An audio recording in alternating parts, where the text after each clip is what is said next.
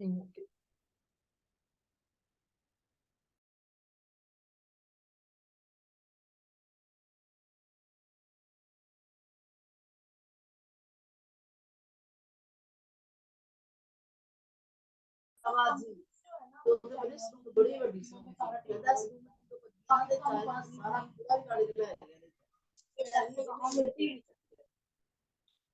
मिट्टी भी ला रही है। पत्थर बड़े कीमती है। जब अभी वो जब उन्होंने माइंस बनाई है ना, इधर आ जाओ, वहाँ पे स्टोन्स बहुत है। पत्थर जो निकलते हैं ना, कीमती नीलम, ये वो रोजा ज्यादा है। पत्थर बड़ा तमुल और ये याकूत मरजान सब पत्थर वहाँ से निकलते हैं। वो वैसे बड़े ऐसे एक दो है संता दे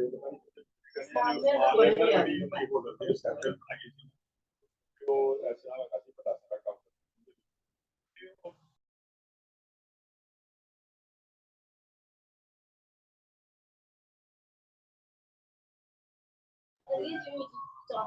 पानी के पास ही पड़े होते हैं।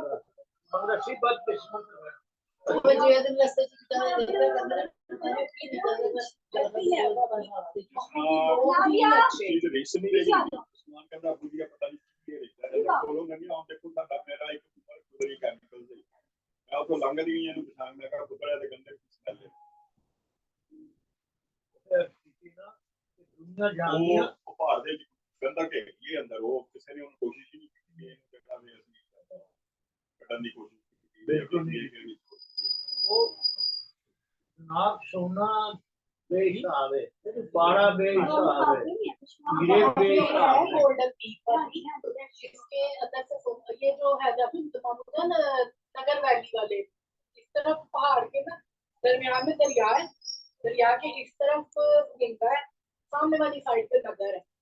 तो आपस में इनकी लड़की भी बढ़िया कह देंगे, दो कबीले हैं अलग अलग। तो ये जड़े ने इस्माइलिये ने वो शिए हैं नगर वाले तो मैंने बड़ा प्यार याद है। अस्सलाम वालेकुम एवरीबॉडी। थोड़ा अपना माइक म्यूट कर ले, आपकी आवाज तमाम ऑडियंस को जा रही है। नगर वाले जो है ना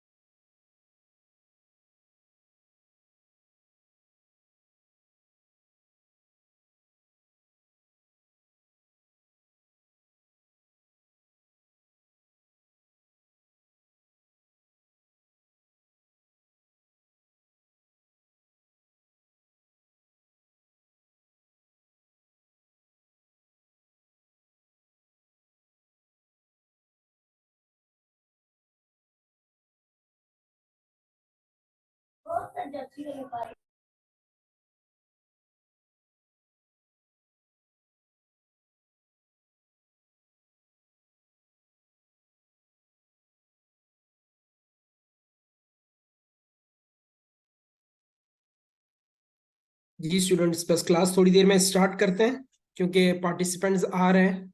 तो बस एक दो मिनट मजीद देखते हैं, फिर इंशाल्लाह हम अपनी क्लास का जो है वो स्टार्ट लेते हैं। ठीक है।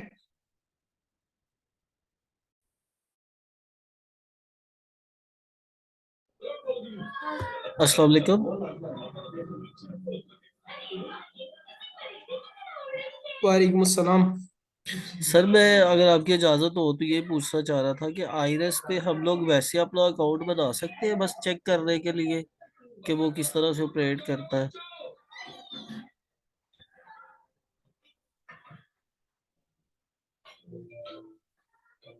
सर आपको आवाज आ रही है? जी जी, मैंने सुन ली आपकी बात सुन ली है।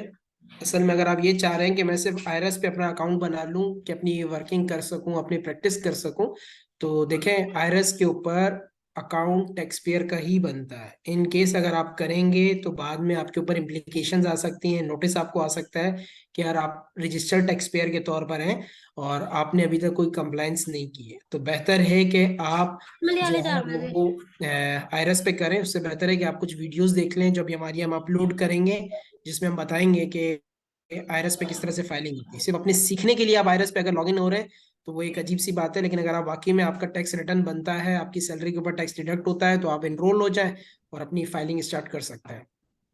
चलिए, थैंक यू सर।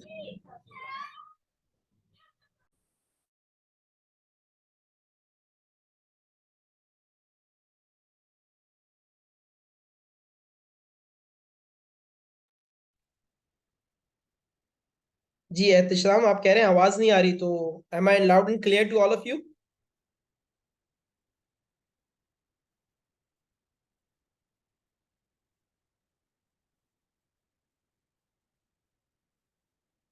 जी सर, आवाज़ बिल्कुल ठीक आ रही है। ठीक, क्लियर आवाज है ना? जी बिल्कुल। ओके।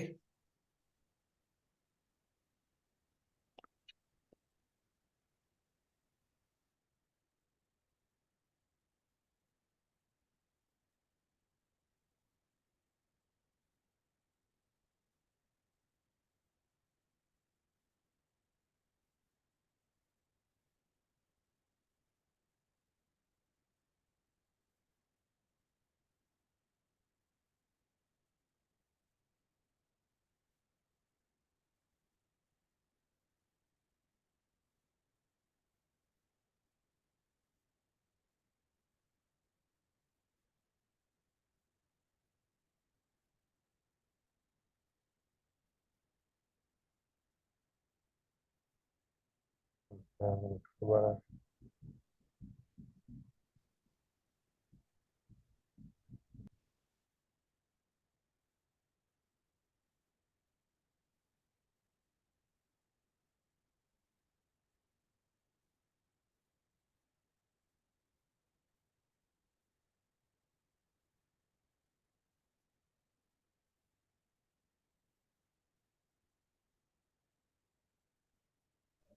सर आवाज नहीं आ रही आपकी। जी जी, मैंने अभी क्लास होल्ड की हुई है, थोड़ा सा कुछ पार्टिसिपेंट्स आ जाए एक दो, फिर उसके बाद इंशाल्लाह क्लास को स्टार्ट करते हैं। सिर्फ एक दो मिनट, ज्यादा देर वेट नहीं करूंगा क्योंकि आप लोग आ गए हैं, तो बस एक दो मिनट वेट करते हैं, देन फिर हम क्लास जो है बाकायदा स्टार्ट करते हैं। सिर्फ जस्ट 1 मिनट।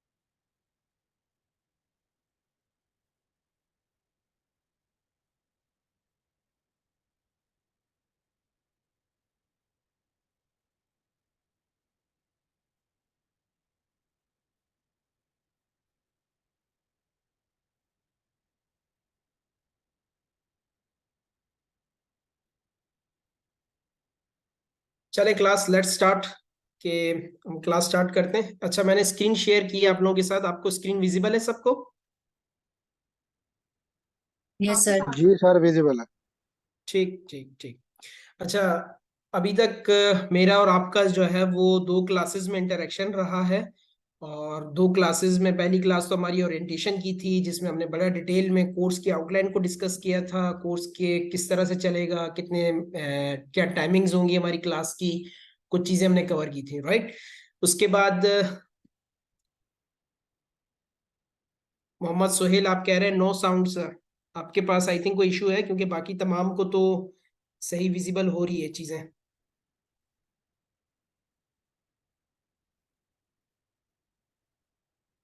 ठीक है, तो दूसरी क्लास में फिर हम मैंने आपको थोड़ा सा एक बेसिक ओवरव्यू दिया था अकाउंट्स का, कि अकाउंट्स किस तरह बनते हैं, हमारे लिए सोर्स डॉक्यूमेंट होते हैं रिटर्न बनाने के लिए।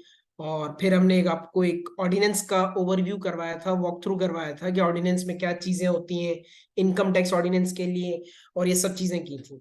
ठीक है।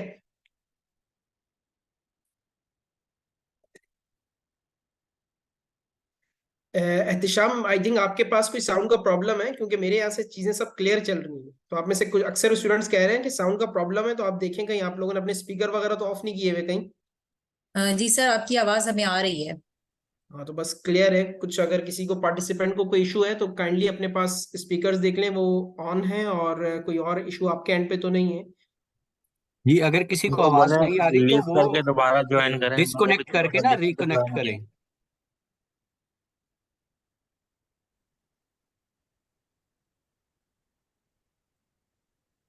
जी एहतिशाम, थोड़ा सा आप वेट करें, आपके तमाम सवालों का जवाब आपको दिया जाएगा कि तमाम लेक्चर्स अवेलेबल हैं, सब चीज़ें अवेलेबल हैं। और आज की जो क्लास है वो भी कोई फुल फ्लैज हमारा कोर्स स्टार्ट नहीं हो गया। इसमें जो न्यू पार्टिसिपेंट्स हैं जिन्होंने आज ज्वाइन किया है, ये देखने के लिए कि हमें ये कोर्स लेना चाहिए नहीं लेना चाहिए, हमें तो कोई अंडरस्टैंडिंग नहीं है, हम इस कोर्स में कैसे चल पाएंगे। तो you can easily make a decision after this 1.5 hour इंशाल्लाह। ठीक है, तो जस्ट होल्ड ऑन। आप देखें, थोड़ा सा मेरे साथ गो थ्रू करें इस 1.5 घंटे के क्लास में। इंशाल्लाह you will be able to make a decision very well. तो लेट अस बिगिन। कि मैं बात कर रहा था कि पिछली दफा हमने क्लास में थोड़ी सी चीजें देखी थी, अकाउंट्स की, इनकम टैक्स ऑर्डिनेंस की। इनकम टैक्स ऑर्डिनेंस की बाउंड्री क्या है, उसका स्ट्रक्चर क्या है, ऑर्डिनेंस मेरी किताब क्या कहती है, मुझे किस तरह से चलना है। एक बेसिक ओवरव्यू दिया था ताकि जब भी मुझे जरूरत पड़े तो मुझे ये पता हो कि यार मेरा होम ग्राउंड क्या है, मेरी ग्राउंड की जो बाउंड्री है वो क्या है, मुझे कौन सी पिच पे प्ले करना है, राइट। तो ये सब चीजें हमने पिछली क्लास में की थी। उसी तसलसल के साथ उन्हीं चीजों को कंटिन्यू करते हुए मैं आज आपको इनकम टैक्स ऑर्डिनेंस की कुछ बेसिक कॉन्सेप्ट्स, कुछ वेरी बेसिक कॉन्सेप्ट्स आपसे डिस्कस करूंगा, जो आपको अभी स्क्रीन पर भी एक मैंने हेडिंग दी हुई है, basic concepts under income tax ordinance 2001। अच्छा, इस वक्त हमारे साथ जो पार्टिसिपेंट्स हैं वो तकरीबन 62 हैं, जो कि अभी इस वक्त मेरी स्क्रीन पे आ रहे हैं, मतलब कितने पार्टिसिपेंट्स ने इस मीटिंग को ज्वाइन किया हुआ है। तो मोस्ट प्रोबेबली आप में से बहुत से लोग ऐसे होंगे जिनको ये बेसिक कॉन्सेप्ट की बहुत अच्छी अंडरस्टैंडिंग होगी, बहुत वो मतलब शाइनिंग स्टार्स होंगे इस हवाले से। लेकिन कंसीडरिंग द फैक्ट कि हमारे पास जो पार्टिसिपेंट्स रजिस्टर्ड हुए हैं उसमें कुछ लोग ऐसे हैं, बल्कि मेजॉरिटी ऐसे लोग हैं जो बिल्कुल न्यू है टैक्सेशन की फील्ड में, जिन्होंने अभी अपना करियर स्टार्ट किया है, जो अपने टैक्स की नॉलेज को इंक्रीज करना चाहते हैं। तो हम ये चाह रहे हैं कि हम जो है उन्हें अपने साथ रिदम में फ्लो करने के लिए बड़े बेसिक से एक स्टाइल में, कॉन्सेप्ट में उन्हें लेकर चलें। तो मेरी गुजारिश है आप उन तमाम लोगों से जो ये समझते हैं कि यार ये बड़ी बेसिक लेवल की चीजें हैं जो हमने समझी हुई हैं, हमें पता है, तो थोड़ा सा होल्ड ऑन करें, कीपिंग इन माइंड कि आपके दूसरे पार्टिसिपेंट्स जो है वो new to the tax world है, हमें उनको लेकर चलना है, वो सब चीजें बतानी। अच्छा, इसी लगे हाथों में आपसे एक और गुड न्यूज शेयर करूं कि हमारे यहाँ जो है बहुत चीजें भी चलती रहती हैं। तो कोर्सेज वगैरह होते हैं एडवांस टैक्सेशन वगैरह के। तो आप लोगों में से जो हजरात ये समझ रहे हैं कि यार ये बहुत बेसिक कॉन्सेप्ट है, हमें एक एडवांस टैक्सेशन एंड लिटिगेशन में मिसाल के तौर पे भी इनरोल होना चाहिए, तो उसका एक हम आपसे जो है वो ब्रोशर भी आपसे शेयर कर लेंगे, जिसमें एडवांस लेवल की टैक्सेशन और लिटिगेशन कवर होगी, जिसमें जो है वो क्वार्टरली एडवांस टैक्सेस, कंप्लायंसेस किस तरह से फाइल होनी है, और कंप्लायंसेस की टाइमलाइंस क्या है, इनकम टैक्स में, सेल्स टैक्स में, प्रोविंशियल सेल्स टैक्स लॉज में। और इसके अलावा हमारे पास अपील कैसे फाइल होनी है, कमिश्नर अपील के पास सर कितने दिनों में अपील फाइल होनी है, कब फाइल होनी है, अपील के सेट्स कैसे बनेंगे, सर मुझे क्या डॉक्यूमेंट्स लगाने होंगे, क्या फाइलिंग होगी। तो वो सब चीजें हमारी बेसिक एडवांस लेवल पे है, सॉरी एडवांस लेवल का जो कोर्स है उसमें वो चीजें हैं, राइट। यहाँ अभी मैं सिंपल आपको बेसिक से एक वॉक थ्रू करवा रहा हूँ, बेसिक से चीजें लेकर चल रहा हूँ। रीजन ओनली दे बीइंग कि हमारे पास जो पार्टिसिपेंट्स हैं they are new to the concept of taxation, right. तो let's move to the next screen के आज की इस क्लास में हम जो बेसिक कॉन्सेप्ट्स कवर करेंगे वो कौन से कवर करेंगे। आपकी स्क्रीन पे आपको नजर आ रहा होगा टैक्सेयर। टैक्सेयर क्या कहलाता है, पर्सन कौन होते हैं, resident, non resident person, heads of income, total income, taxable income, return of income. Sir ये तो मतलब आम अंग्रेजी के अल्फाज लग रहे हैं, बिल्कुल अंग्रेजी के अल्फाज ही लग रहे हैं, और मतलब टैक्सेयर से लग रहा है कि टैक्स का साल होगा, बिल्कुल ऐसा ही होगा। इसको डिटेल में देखेंगे, क्योंकि देखें मैं एक चीज पे दोबारा रीएम्फेसाइज करूंगा कि हम जो भी बात कर रहे हैं, जो भी टॉपिक पढ़ रहे हैं, जो भी चीज ले रहे हैं, जिस चीज को भी कंसीडर कर रहे हैं, वो हमारी इनकम टैक्स की किताब से अलाइंड है। मेरे आज के पढ़ाने का मकसद ये नहीं कि मैं आपको इनकम टैक्स का पूरा ऑर्डिनेंस जो है वो रटवा दूं, पूरा ऑर्डिनेंस आपको रटा हुआ होना चाहिए, नहीं, रटा हुआ तो हमें भी नहीं है। इनफैक्ट के बड़े रिनॉन्ड लॉयर्स को, एक्सपर्ट्स को भी रटा हुआ नहीं होता है, वो भी बार बार बुक को रेफर करते हैं। लेकिन एटलीस्ट आपके जो बेसिक कॉन्सेप्ट्स हैं, जो बेसिक अंडरलाइंग मैटर्स हैं, उनके ऊपर आपकी ग्रिप होनी चाहिए, आपको पता होना चाहिए कि आप क्या बात कर रहे हैं, किस कॉन्सेप्ट में बात कर रहे हैं, और किस वे, क्या वे आउट आपने प्रेजेंट करना है, किस तरह से आपने चीजों को कंक्लूड करना है, राइट। तो सबसे पहला जो हमारा कॉन्सेप्ट है इसमें आज की क्लास में टैक्स ईयर के लिहाज से, कि टैक्स ईयर होता क्या है। सर टैक्स ईयर जो है वो, टैक्स ईयर का मतलब टैक्स का जो साल है, मतलब एक साल सर कैलेंडर ईयर में हम देखते हैं जनवरी से दिसंबर तक का साल चलता है, बिल्कुल ऐसा ही होता है, 12 महीने का साल होता है और उसको हम कैलेंडर ईयर कहते हैं। तो सर टैक्स की जबान में इसको क्या कहते हैं? सर इसको भी टैक्स की जबान में नॉर्मल टैक्स ईयर कहते हैं। फर्क कितना है? सर फर्क सिर्फ एक है, टाइम पीरियड का। सर मेरे यहाँ अभी टेबल पे कैलेंडर रखा हुआ है, इस पे जनवरी से लेके दिसंबर तक के मंथ्स आ रहे हैं, ये कैलेंडर ईयर है। लेकिन सर अगर जब मेरे सामने क्लाइंट बैठा हुआ होगा, या मैं अपना रिटर्न फाइल कर रहा हूँ, या फिर मैं किसी से डिस्कशन कर रहा हूँ कि यार कौन सा टैक्स ईयर की बात कर रहे हो, तो सर वो जो टैक्स ईयर होगा उसका मतलब क्या निकालूंगा? ये जो कैलेंडर रखा हुआ है मेरे सामने जनवरी से दिसंबर, ये होगा? नहीं सर, नॉर्मल सिनेरियो में मेरा जो टैक्स ईयर है, जो कि 12 महीनों पे मुश्तमिल होता है, वो होगा July to June. Sir July to June यानी कि 1 जुलाई को मेरा टैक्स ईयर शुरू होगा, फिर अगले साल की 30 जून को खत्म होगा। आप ऐसा कह रहे हैं? बिल्कुल मैं ऐसा ही कह रहा हूँ। 1 जुलाई से टैक्स ईयर शुरू होगा, 30 जून पर टैक्स ईयर खत्म होगा, ये कहलाएगा मेरा नॉर्मल टैक्स ईयर। तो सर इनकम टैक्स ऑर्डिनेंस हम जब भी पढ़ेंगे, हम जब भी आईआरएस पे अपना रिटर्न फाइल करेंगे, हम जब भी किसी से बातचीत करेंगे, हम अपनी कंपनी में बातचीत करेंगे, हम अपनी क्लाइंट से बात करेंगे, हम अपने सोशल सर्कल में बात करेंगे कि यार तुमने रिटर्न फाइल कर दिया किस टैक्स ईयर का? 2022 का, 2023 का, 2003 का, 2014 का, 2015 का। तो हम जब टैक्स ईयर बात कर रहे होंगे, हम 12 महीनों की बात कर रहे होंगे, 12 महीने कवर होंगे जुलाई टू जून में। सर ये टैक्स ईयर तो मैं बोलूंगा, लेकिन मैं उसके आगे जो लफ्ज लगाऊंगा, 2023, 2022, 2004, 2015, ये मैं कैसे लगाऊंगा? क्योंकि देखें सर, जुलाई शुरू होगा 2022 में शुरू हुआ, और जून 2023 में खत्म हो गया। तो मैं इसको क्या कहूँ? टैक्स ईयर तो कहूँ, लेकिन इसके आगे मैं 2022 लिखूं या 2023 लिखूं? मैं क्या लिखूं?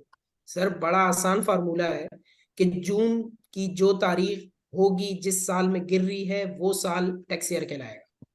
आपके सामने स्क्रीन पे नजर आ रहा है कि मैंने फोर्थ बुलेट पॉइंट बनाया हुआ है, denoted by calendar year in which June appears. बड़ा आसान लिखा है, कोई लॉ की लैंग्वेज नहीं है, कोई टेक्निकलिटी इन्वॉल्व ही नहीं है कि यार ये होगा वो होगा, नहीं। साल के 12 महीने होते हैं, बिल्कुल होते हैं, जुलाई से जून होगा, नॉर्मल टैक्स ईयर कहलाएगा। लेकिन उस टैक्स ईयर के आगे मैं लिखूंगा क्या? 2022, 2023 क्या लिखूंगा? क्योंकि एक साल में शुरू होगा, दूसरे साल में खत्म होगा, तो मैं उस टैक्स ईयर को पुकारूंगा किस नाम से? सर जिस साल में, जिस कैलेंडर ईयर में जून अपेयर हो रहा होगा ना, मैं टैक्स ईयर के आगे उसका नाम लिख दूंगा, ये वाले टैक्स ईयर की बात होगी। एग्जाम्पल देखें जरा। एग्जाम्पल में आ रहा है आपके पास, denoted by calendar year in which June appears. For example June 30 2023 है, तो सर मैं जब बात कर रहा हूँ 2023 के अफेयर्स की, तो मैं बात करूंगा टैक्स ईयर 2023। सर अगर जून 30 1999 था, तो उसका टैक्स ईयर क्या था? उसका टैक्स ईयर था टैक्स ईयर 1999। इसी तरीके से सर जून 30 2004 था, तो ये जून कौन से कैलेंडर ईयर में फॉल कर रहा था? 2004 में। तो सर मैं टैक्स ईयर के आगे मैंने क्या लिख दिया? 2004। ठीक। जून 30 2015, टैक्स ईयर क्या लिख दिया? 2015। सर ये तो बड़ा बेसिक कॉन्सेप्ट है, बिल्कुल बेसिक कॉन्सेप्ट है, और हर बंदे को पता है। आपको भी माशाल्लाह से पता चल गया, जिनको आज से पहले नहीं पता था, कि 12 महीनों का साल होता है, जुलाई टू जून चलता है, डिनोट करते हैं उस कैलेंडर ईयर से जो कि अपेयर हो रहा होता है, जिसमें जून अपेयर हो रहा होता है। अगर 2023 है, जून 30 2023 की बात कर रहे हैं, तो टैक्स ईयर 2023 हो जाएगा। जून 30 2024 की बात करेंगे, तो वो टैक्स ईयर 2024 हो जाएगा। ठीक। और ये वो बेसिक पहला कदम है, आपका पहला कदम है आपका इनकम टैक्स की किताब को उठाने में, कि आप जब गोइंग फॉरवर्ड बात कर रहे होंगे, तो ये टैक्स ईयर का लफ्ज इतना फ्रीक्वेंट यूज हो रहा होगा कि शायद आपको ये स्लाइड भी भूल जाएगी, लेकिन फौरन आपको पता होगा कि यार इस टैक्स पीरियड सॉरी इस टैक्स ईयर के पीछे मेरे कौन सा पीरियड कवर होता है, राइट। तो ये नॉर्मल टैक्स ईयर आपका 12 महीनों का पीरियड होता है, जुलाई टू जून होता है। जिस कैलेंडर में जून फॉल करेगा वो आपका tax year 2023, tax year 1999, tax year 2004 कहलाएगा, राइट। ये तो बात हो गई नॉर्मल टैक्स ईयर की। सर मैंने देखा है अक्सर कि बैंक्स का जो ईयर एंड होता है वो तो 31 दिसंबर पे होता है, उनका तो जून पे एंड नहीं होता। सर शुगर मिल्स हैं, उनका तो एयर एंड होता है 30 सितंबर पे। सर एयर तो मतलब साल जो है वो 12 महीनों का होता है, उनका भी 12 महीनों का होता है। अक्टूबर से सितंबर चलता है, बैंक्स का इंश्योरेंस का जनवरी से दिसंबर चलता है। तो सर इस केस में मैं क्या टैक्स ईयर कहूंगा, मैं इसको कैसे कहूंगा टैक्स ईयर? भाई नॉर्मल फार्मूला है, बड़ा आसान है। आपका अगर 30 जून को साल खत्म हो रहा है, आपकी जिंदगी बड़ी आसान है क्योंकि ये हमें पता है कि हम कंसल्टेंट हैं, हम बैठे हुए होते हैं, तो बाजू का स्पेशल टैक्स है और बाजू का चीजें कंपाइल करने में, डेटा बनाने में हमें बड़े प्रॉब्लम्स होते हैं, राइट। लेकिन अगर आपका नॉर्मल जो ईयर एंड है वो आपका 30 जून के अलावा किसी और डेट पे हो, 30 जून के अलावा किसी और डेट पे हो रहा है, तो that would be your special tax year. Sir जरा पिछली स्लाइड पे आए, आ गया। सर यहाँ पर आपने कहा कि जो जून जिस कैलेंडर ईयर में जा रहा होगा उस कैलेंडर ईयर को मैं बेस बनाकर कहूंगा कि ये मेरा टैक्स ईयर है, टैक्स ईयर 2023। ठीक है सर, मैंने भी यही कहा है। सर आप नई स्लाइड पर आए। नई स्लाइड पर मैंने आपको कहा कि इंश्योरेंस कंपनी है, इसका 21 दिसंबर जो है वो है क्या, ईयर एंड है। सर इस केस में तो इसका 30 जून को तो एंड नहीं हो रहा, बिल्कुल नहीं हो रहा, और 12 महीने हैं, बिल्कुल है। सर इसीलिए तो स्पेशल टैक्स ईयर है। तो सर अब इसको क्या मैं लिखूंगा, टैक्स ईयर 31 दिसंबर 2023, टैक्स ईयर 31 दिसंबर 2022? नहीं सर, मैं ये देखूंगा कि इसके फौरन बाद जो जून मेरा आ रहा होगा जिस कैलेंडर ईयर में, वो कैलेंडर ईयर का मैं नाम लिख दूंगा कि ये मेरा स्पेशल टैक्स ईयर है। Are you getting my point? कि मिसाल के तौर पे सर थोड़ा एग्जांपल दें, मजीद इसको एक्सप्लेन करें कि आप क्या कहना चाह रहे हैं। सर ये स्क्रीन देखें जरा, स्क्रीन पे मैंने लिखा कि denoted by the calendar year in which the next June appear after the end of income year. Sir पिछली स्लाइड पर आए जरा, बैंक का ईयर एंड हो रहा था 31 दिसंबर में, इसके बाद जून कब आएगा? लेट अस सपोज अभी 31 दिसंबर 2023 को बैंक का ईयर एंड हो जाएगा, राइट। जब बैंक का ईयर एंड हो जाएगा तो इसके बाद जून कब आएगा? 2024 में, soon after the end of the year. Sir यही बात मैंने इस स्लाइड पे लिखी हुई है कि जैसे ही 31 अक्टूबर 2023 खत्म हुआ, मेरा साल खत्म हो गया, उसके बाद जून कब आएगा? अगले साल में आएगा ना। तो मैं क्या लिखूंगा, ये मेरा कौन सा टैक्स ईयर है? 2024। तो सर ये क्या मतलब कोई अलग अलग चीजें चल रही होती? नहीं, चीजें वही चल रही होती हैं, 12 महीनों का डेटा होता है।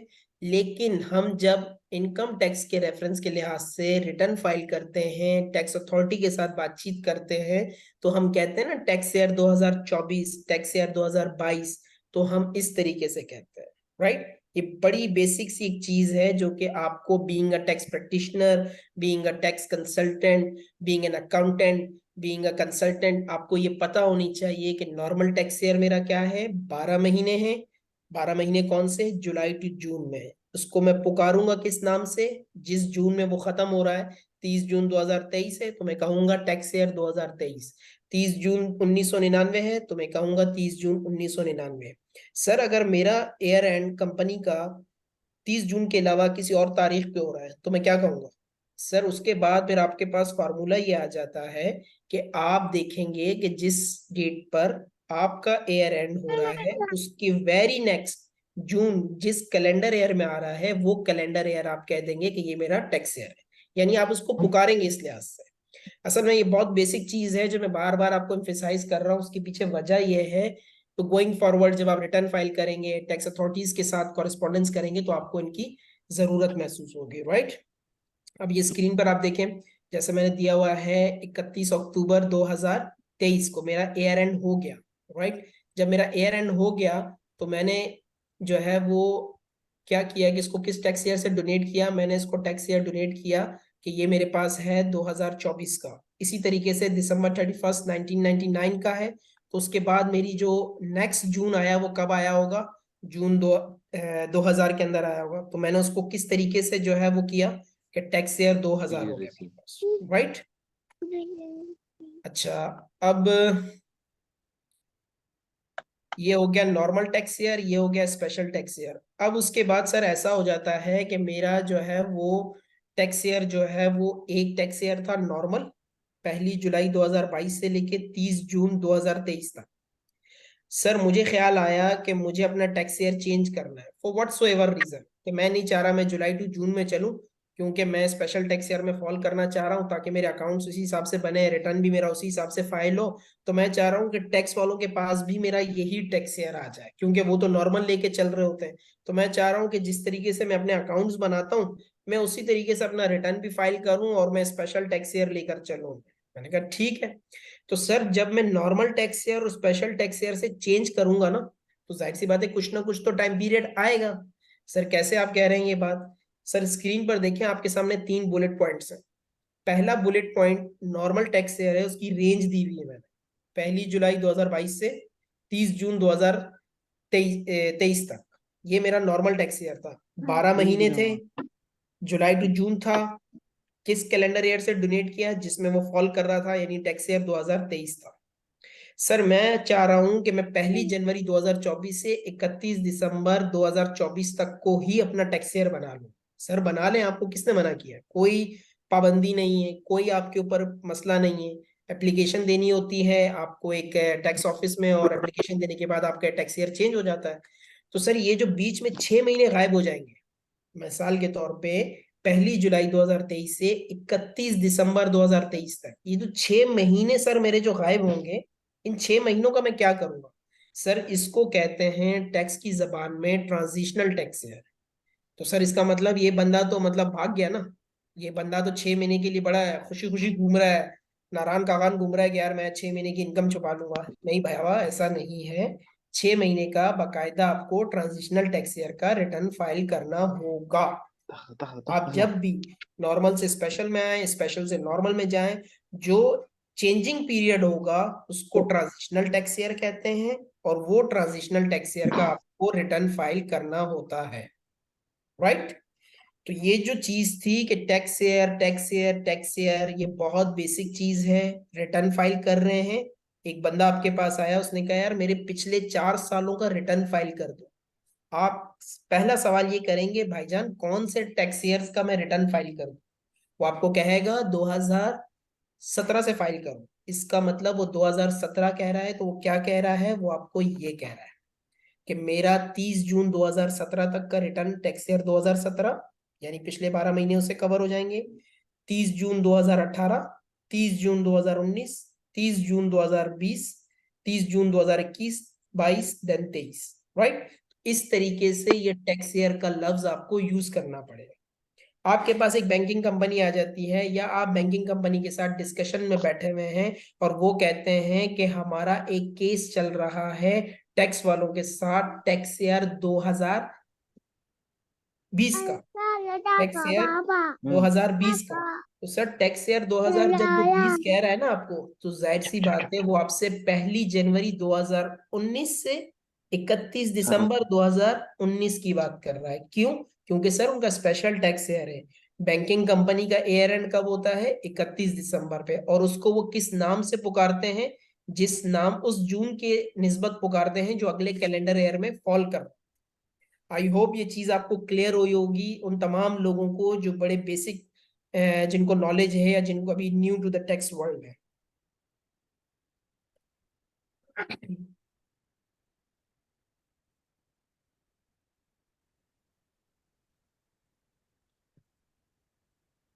ठीक।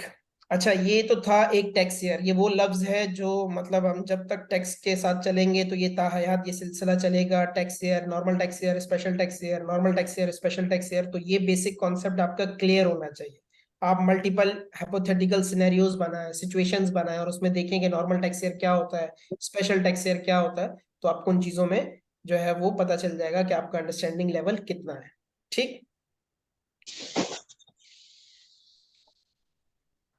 अच्छा, उसके बाद एक और लफ्ज है जो कि इनकम टैक्स ऑर्डिनेंस में बड़ा मतलब कि बेतहाशा इस्तेमाल होता है और उसकी बड़ी अफादियत भी है।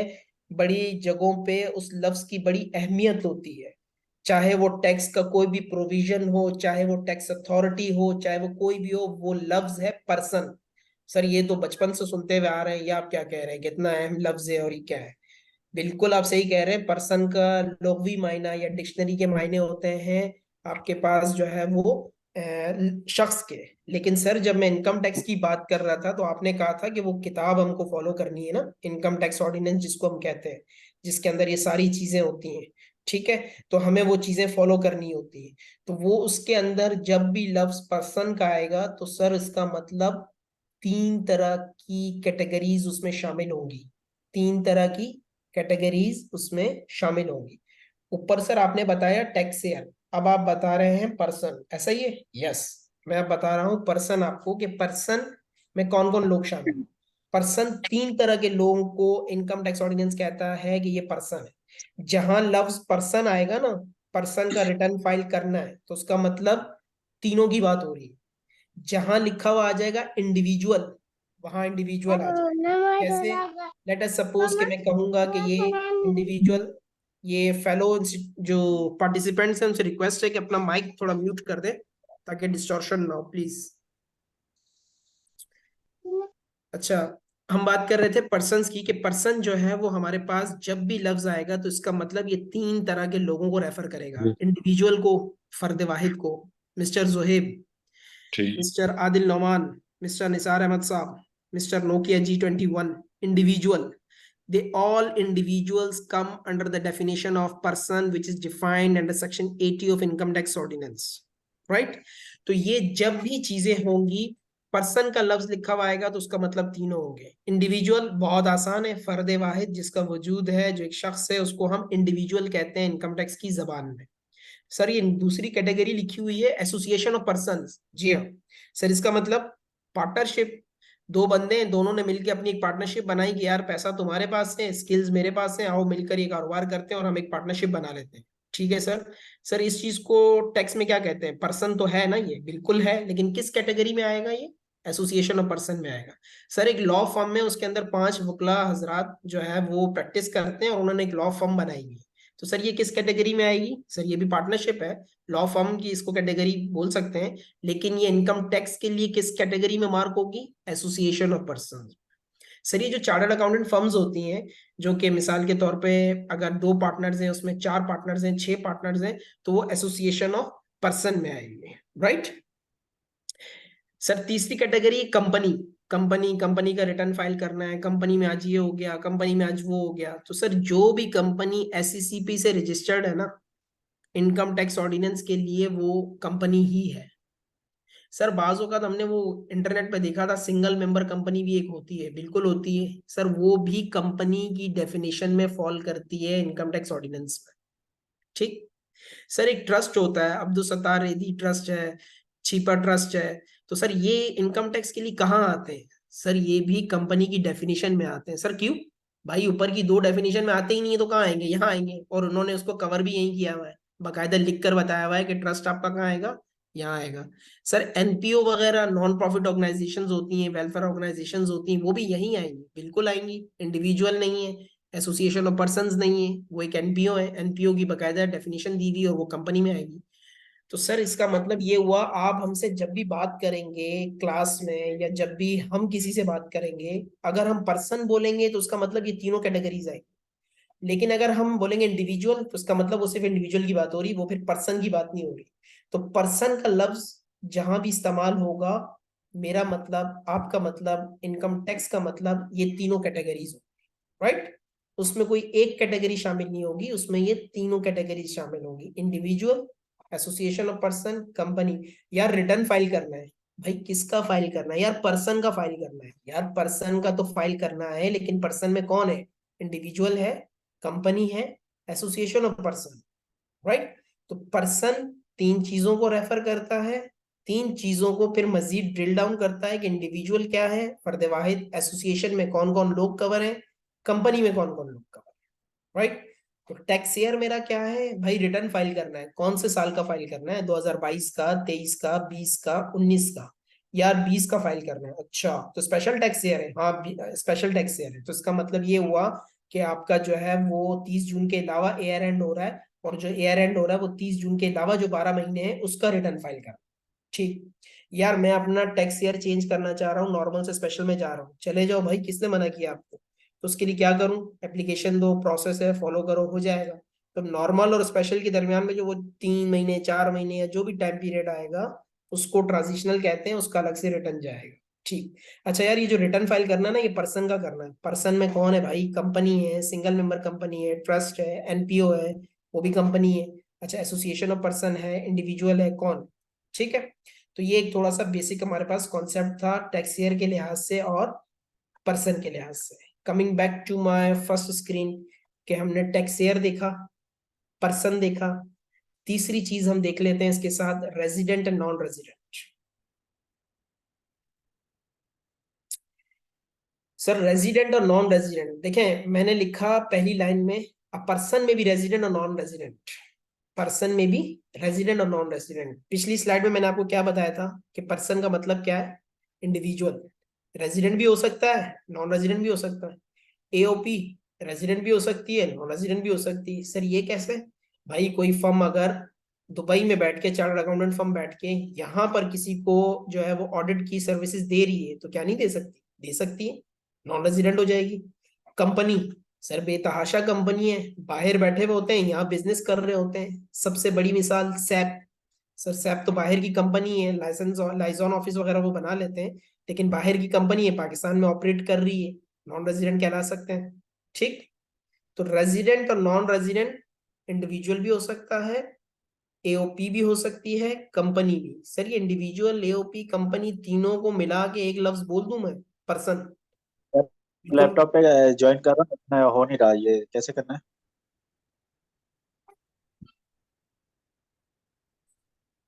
क्या कह रहे हैं हम? लैपटॉप पे ज्वाइन कर रहा हूँ लेकिन हो नहीं रहा वहां से। ज्वाइनिंग मीटिंग आ रहा है, आप यहाँ तो आप एक्सेप्ट लिंक करें। फॉलो कर रहे हैं जो व्हाट्सएप पे दिया हुआ है?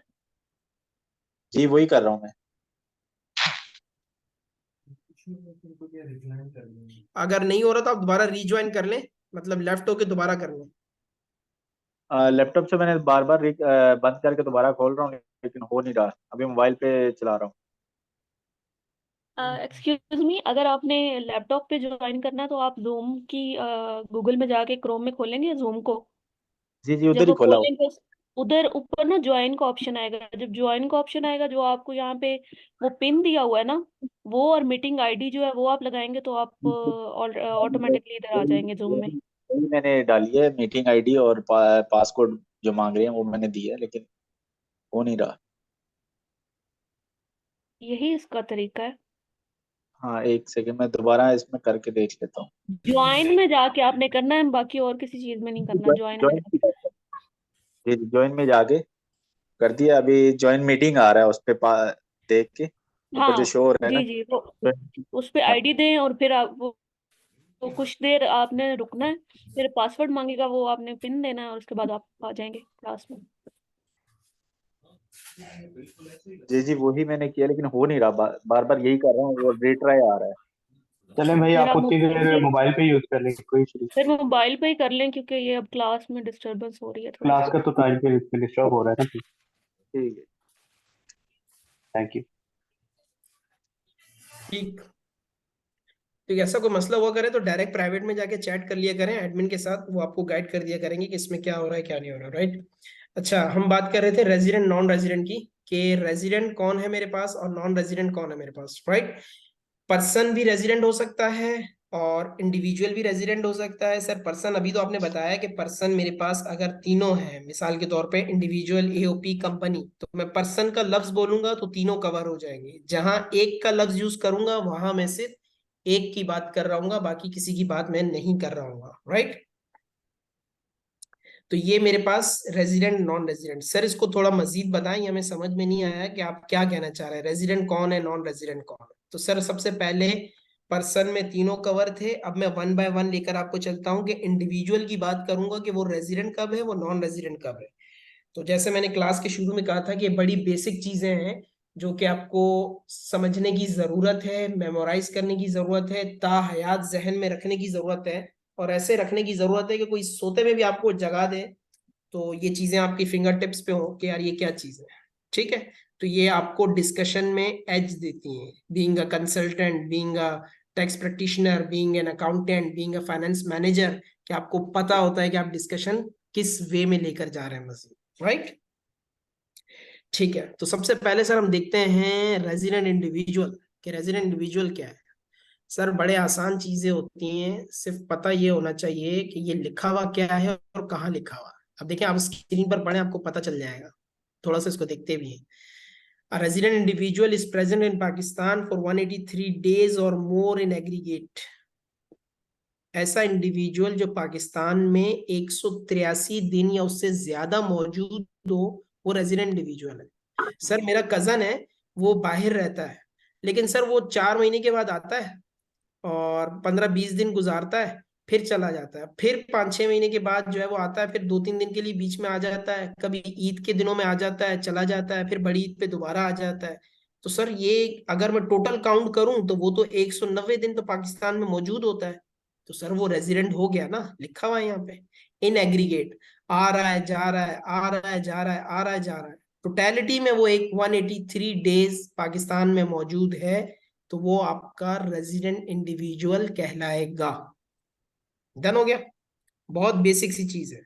आ रहा है जा रहा है, पाकिस्तान में मुसलसल मौजूद है, वो तो है ही रेजिडेंट। लेकिन जिसका बाहर ट्रैवलिंग हो रही है, आ जाता है ईद पर, फिर चला जाता है, फिर छुट्टियां गुजारने आ जाता है, फिर चला जाता है, तो टोटल में सर वो 183 डेज वो मौजूद होता है। सर ये 183 डेज टोटल की क्या बात कर रहे हैं सर जी? मैंने अभी आपको पीछे पढ़ाया कि टैक्स ईयर किसकी बात कर रहे हो आप मेरे साथ, आप नॉर्मल टैक्स ईयर की बात कर रहे हो, आप ये 30 जून 2023 की बात कर रहे हो मुझसे।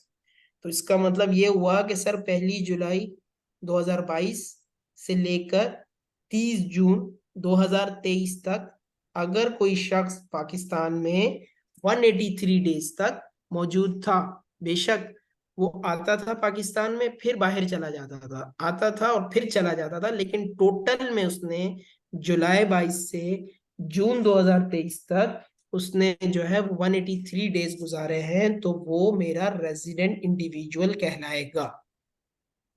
सर वो हमारे एक रिश्तेदार हैं, वो फेडरल गवर्नमेंट में ना जॉब करते हैं, तो उनका माशाल्लाह लक अच्छा था कि गवर्नमेंट ने उनको बाहर भेज दिया ट्रेनिंग के लिए, या गवर्नमेंट ने उन्हें यूनाइटेड नेशन के किसी मिशन में भेज दिया। सर वो सैलरी भी ले रहे हैं, यहाँ से अलाउंसेस भी ले रहे हैं, लेकिन सर वो तो 190 दिन नहीं बल्कि उनकी तो 2 साल की ट्रेनिंग है, वो तो वहां मौजूद है। तो सर जी वो भी रेजिडेंट इंडिविजुअल ही कहलाएगा, राइट। ये स्पेसिफिक कैटेगरी कवर करती है ऐसे तमाम एम्प्लॉइज को जो फेडरल गवर्नमेंट या प्रोविंशियल गवर्नमेंट के हैं, जिनकी पोस्टिंग होती है बाहर किसी भी टैक्स ईयर में। देखें लफ्ज यूज हो गया ना टैक्स ईयर, ऊपर मैंने क्या कहा, हर स्लाइड में कहीं ना कहीं tax year, tax person, resident, non resident, ये सब चीजें आएंगी। तो सर जो एम्प्लॉय है, जो ऑफिशियल है फेडरल गवर्नमेंट का, प्रोविंशियल गवर्नमेंट का, अगर वो मिसाल के तौर पे पाकिस्तान में प्रेजेंट नहीं है, तो क्या वो नॉन रेजिडेंट हो जाएगा? नहीं सर, अगर वो फेडरल गवर्नमेंट, प्रोविंशियल गवर्नमेंट का एम्प्लॉय है और वो टैक्स ईयर में उसकी पोस्टिंग बाहर है, तो वो रेजिडेंट इंडिविजुअल ही कहलाएगा। ठीक, आ जाते हैं एक और इंटरेस्टिंग सिनेरियो के ऊपर। सर हमारे एक जानने वाले हैं, वो माशाल्लाह से पाकिस्तानी सिटीजन है, लेकिन सर वो ना पिछले 2 साल से ना पाकिस्तान में आ ही नहीं रहे।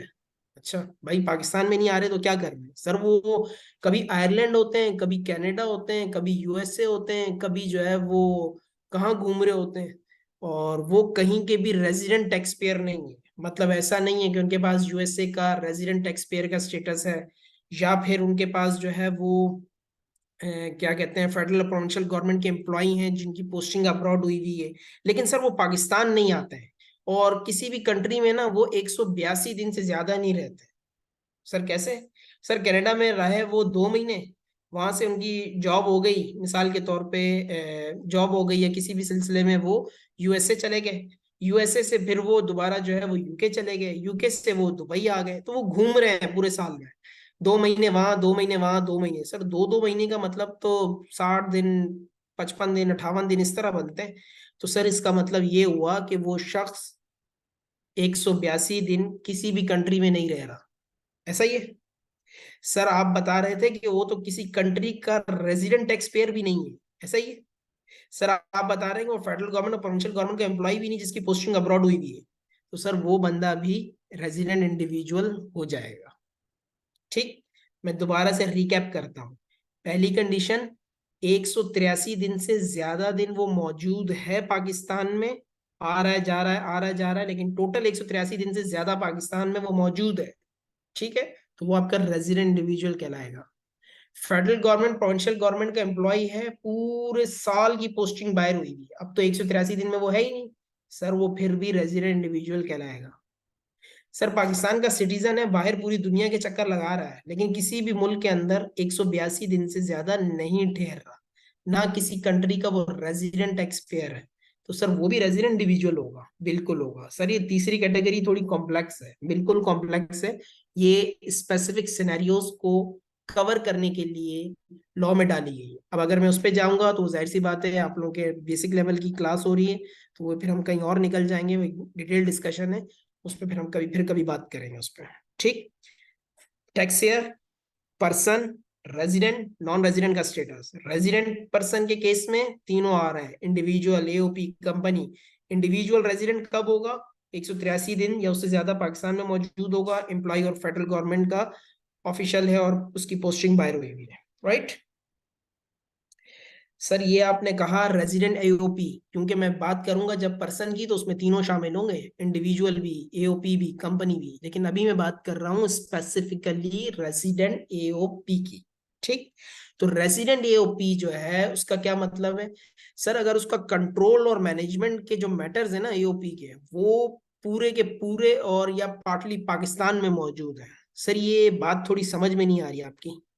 सर एक चार्टर्ड अकाउंटेंट फर्म है, दुबई में वो लोग बैठे हुए हैं, ठीक है, दुबई की चार्टर्ड अकाउंटेंट फर्म है, दुबई में बैठे हुए हैं, दुबई से वो लोग अपना ऑडिट की क्लाइंट्स वगैरह भेजते हैं, सब कुछ करते हैं। कराची में उन्होंने एक लाइजॉन ऑफिस बनाया हुआ है, मिसाल के तौर पर आपको समझाने के लिए कह रहा हूँ, और उन्होंने जो है वो ब्रांच ऑफिस कह लें, ब्रांच बनाई हुई है अपनी, और यहाँ से बैठ के वो ऑडिट के सर्विसेज देते हैं, और वो यहाँ से बैठ के तमाम चीजों को मैनेज करते हैं, कंट्रोल करते हैं। तो सर वो पाकिस्तान में तो मौजूद है ना, उनके डे टू डे रनिंग जो ऑपरेशंस हैं वो मैनेज हो रहे हैं ना, पाकिस्तान से हो रहे हैं ना, होली एंड सोली हो रहे हैं ना, तो सर ये भी मेरी resident association of person, resident CA firm, resident partnership कहलाएगी।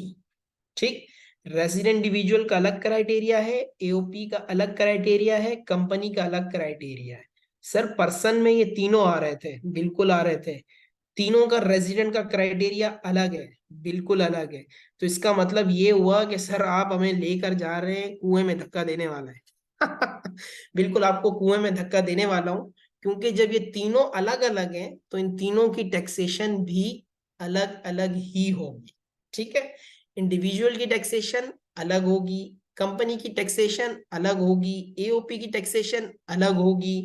क्या कैसे होगी, किस तरह होगी, वो हम जरूर देखेंगे आगे, लेकिन अभी हम टेक ऑफ कर रहे हैं, तो इसलिए अभी जो है ना वो आप सीट बेल्ट मुकम्मल बांध के सुकून के साथ बैठे, इंशाल्लाह आगे चलकर इन चीजों को हम देखेंगे। अच्छा सर नेक्स्ट स्लाइड पर आए, जिसमें आपने कह रहे थे कि मैं रेसिडेंट कंपनी बताता हूँ। देखें रेसिडेंट कंपनी की बड़ी आसान सी लॉजिक है, अगर कंपनी बनी है पाकिस्तानी लॉ के तहत, सिंगल मेंबर कंपनी है, प्राइवेट लिमिटेड कंपनी है, पब्लिक लिमिटेड कंपनी है, जिसके board of directors, day to day running of operations वगैरह पाकिस्तान में मौजूद हैं हर वक्त, तो वो आपकी रेजिडेंट कंपनी कहलाएगी। ठीक, वो आपकी क्या कहलाएगी? रेजिडेंट कंपनी कहलाएगी। पर्सन में तीनों शामिल थे, इंडिविजुअल, एओपी, कंपनी। अब इंडिविजुअल में रेसिडेंट कौन था वो देख लिया, एओपी में रेसिडेंट कौन था वो देख लिया, कंपनी रेसिडेंट कब होगी वो देख लिया हमने। कि कंपनी पाकिस्तान के किसी भी लॉ के तहत इस्टेब्लिश हुई है तो वो रेजिडेंट कंपनी कहलाएगी। सर इसका मतलब ये हुआ कि मैं अगर किसी कंपनी के बारे में जानना चाहूं कि ये मेरे पास रेजिडेंट है या नॉन रेजिडेंट है, मुझे कैसे पता चलेगा? सर बेसिक फार्मूला है, आप एसईसीपी से देख लें कि वो कंपनी एसईसीपी से रजिस्टर्ड है या नहीं है।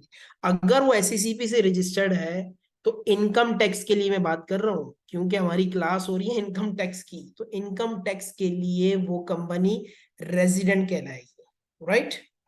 वो कंपनी क्या कहलाएगी? रेजिडेंट कहलाएगी। कंपनी रेजिडेंट है अगर वो पाकिस्तानी लॉ के तहत जो है वो रजिस्टर्ड हुई है। शाह फैसल, आपके क्वेश्चन का जवाब लेंगे, थोड़ा सा वेट करें, फिर एक ही दफा हम क्वेश्चन आंसर का सेशन लेते हैं।